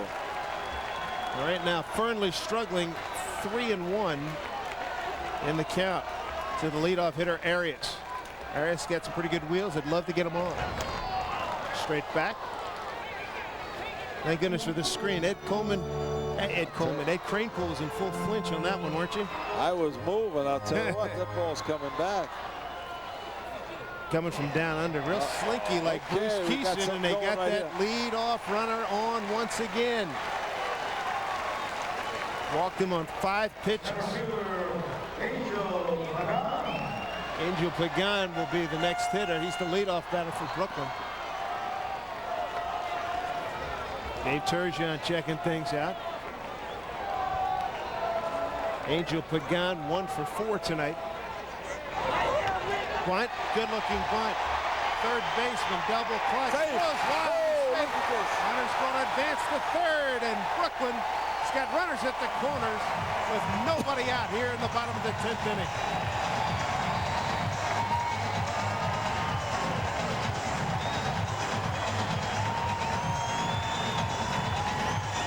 Good aggressive base running. Good managing at third base. I'll tell you what, he put something on. Right. And that runner at second, he doesn't stop. First base makes a pretty good play blocking the ball, but the runner picks it up. And now you've got a situation, Dave, where you might as well bring those outfielders in. No question about it. And that's you what got Dave the left fielder. He couldn't throw me out. He's out there near the fence. He better come on in there. Thompson could move in a few. The center fielder is in, the right fielder's in, and of course they're going to do the right thing and walk McIntyre to load the bases to set up a force out at any base. So there was an error ruled. It's got to be E5. We have not heard an official ruling, but it's got to be what, sacrifice E5. I'll tell you what, it might even be a base hit and an error on the throw. Base hit? Definitely an error on the throw. Yeah, the throw to allow the runner to get to third base, but I think that that base runner is going to beat that out. He didn't feel the ball cleanly at third base and couldn't get it out of his glove. But I think the fellow was going to beat it out anyway. Now you've got to force at any base, and hopefully what they're looking for is a ground ball back to the pitcher to get a double play home to first. At least get 2 outs. Otherwise, the ball game's over. So the left fielder, he's standing out so far, unless he's got a cannon and we don't know about it. I don't believe he could throw anybody out there. Well, the center fielder, Von Every's moved in even more shallow than he normally plays. The right fielder, Quintana, has moved in. As an outfielder, you got to play as deep as it is as you can possibly throw a runner out. I mean, there's no sense of playing any deeper than that. Well, it all comes down to the catcher, Michael Jacobs. Nobody out, bases juiced here for Brooklyn. Jacobs with 4 strikeouts tonight. He hasn't laid his bat on the ball. Fernley gets strike 1 as Jacobs swings through. Jacobs needs a fly ball or a deep fly or any kind of a base hit to win this ball game. He's got to put the bat on the ball right here and keep the ball just away from the middle of the diamond. There it is, fly ball, left field. Left fielder tracks it down. Runner tags. He scores, and Brooklyn, the Cyclones, have won their home opener by the final of 3-2. On the sac fly by Michael Jacobs. All he had to do was put his bat on the ball, and that's what he did. You know, as an offensive player, all night he struggled. He was trying to pull the ball, hit the ball. The right field came off the ball. Here he has an opportunity. If he hits the ball, puts the ball in play, he's going to win a ball game. He thought about it. He hits the ball to left field. He gets it up in the air. He doesn't get a base hit because the left fielder makes a great play. But you know what? He wins the ball game. That's a team player. Took a controlled swing, and he was trying to drive the ball into the Atlantic all night. That's the way to hit. Leandro Arias scores with the winning run, and Brooklyn improves its record to 4-3. And Edgar Alfonso's got to love that. Our baby bums indeed. We'll take a break. Brooklyn wins it by the count of 3-2. We're back to wrap things up in a moment. This is your life this fall on 13. Welcome back to Fairfax High School. We hope you've had a restful and relaxing summer.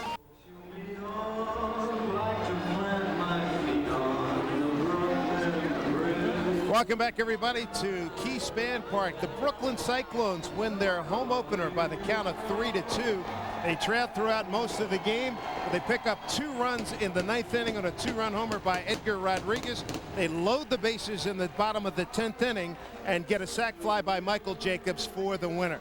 For Bill Patrick, David Hartman, Ed Randall, and Ed Cranepool, I'm Dave Sims. Thanks for joining us, everybody, for this special occasion as professional baseball comes back to Brooklyn. Cyclones win their inaugural here at Coney Island by the score of 3-2. Have a good night, everyone.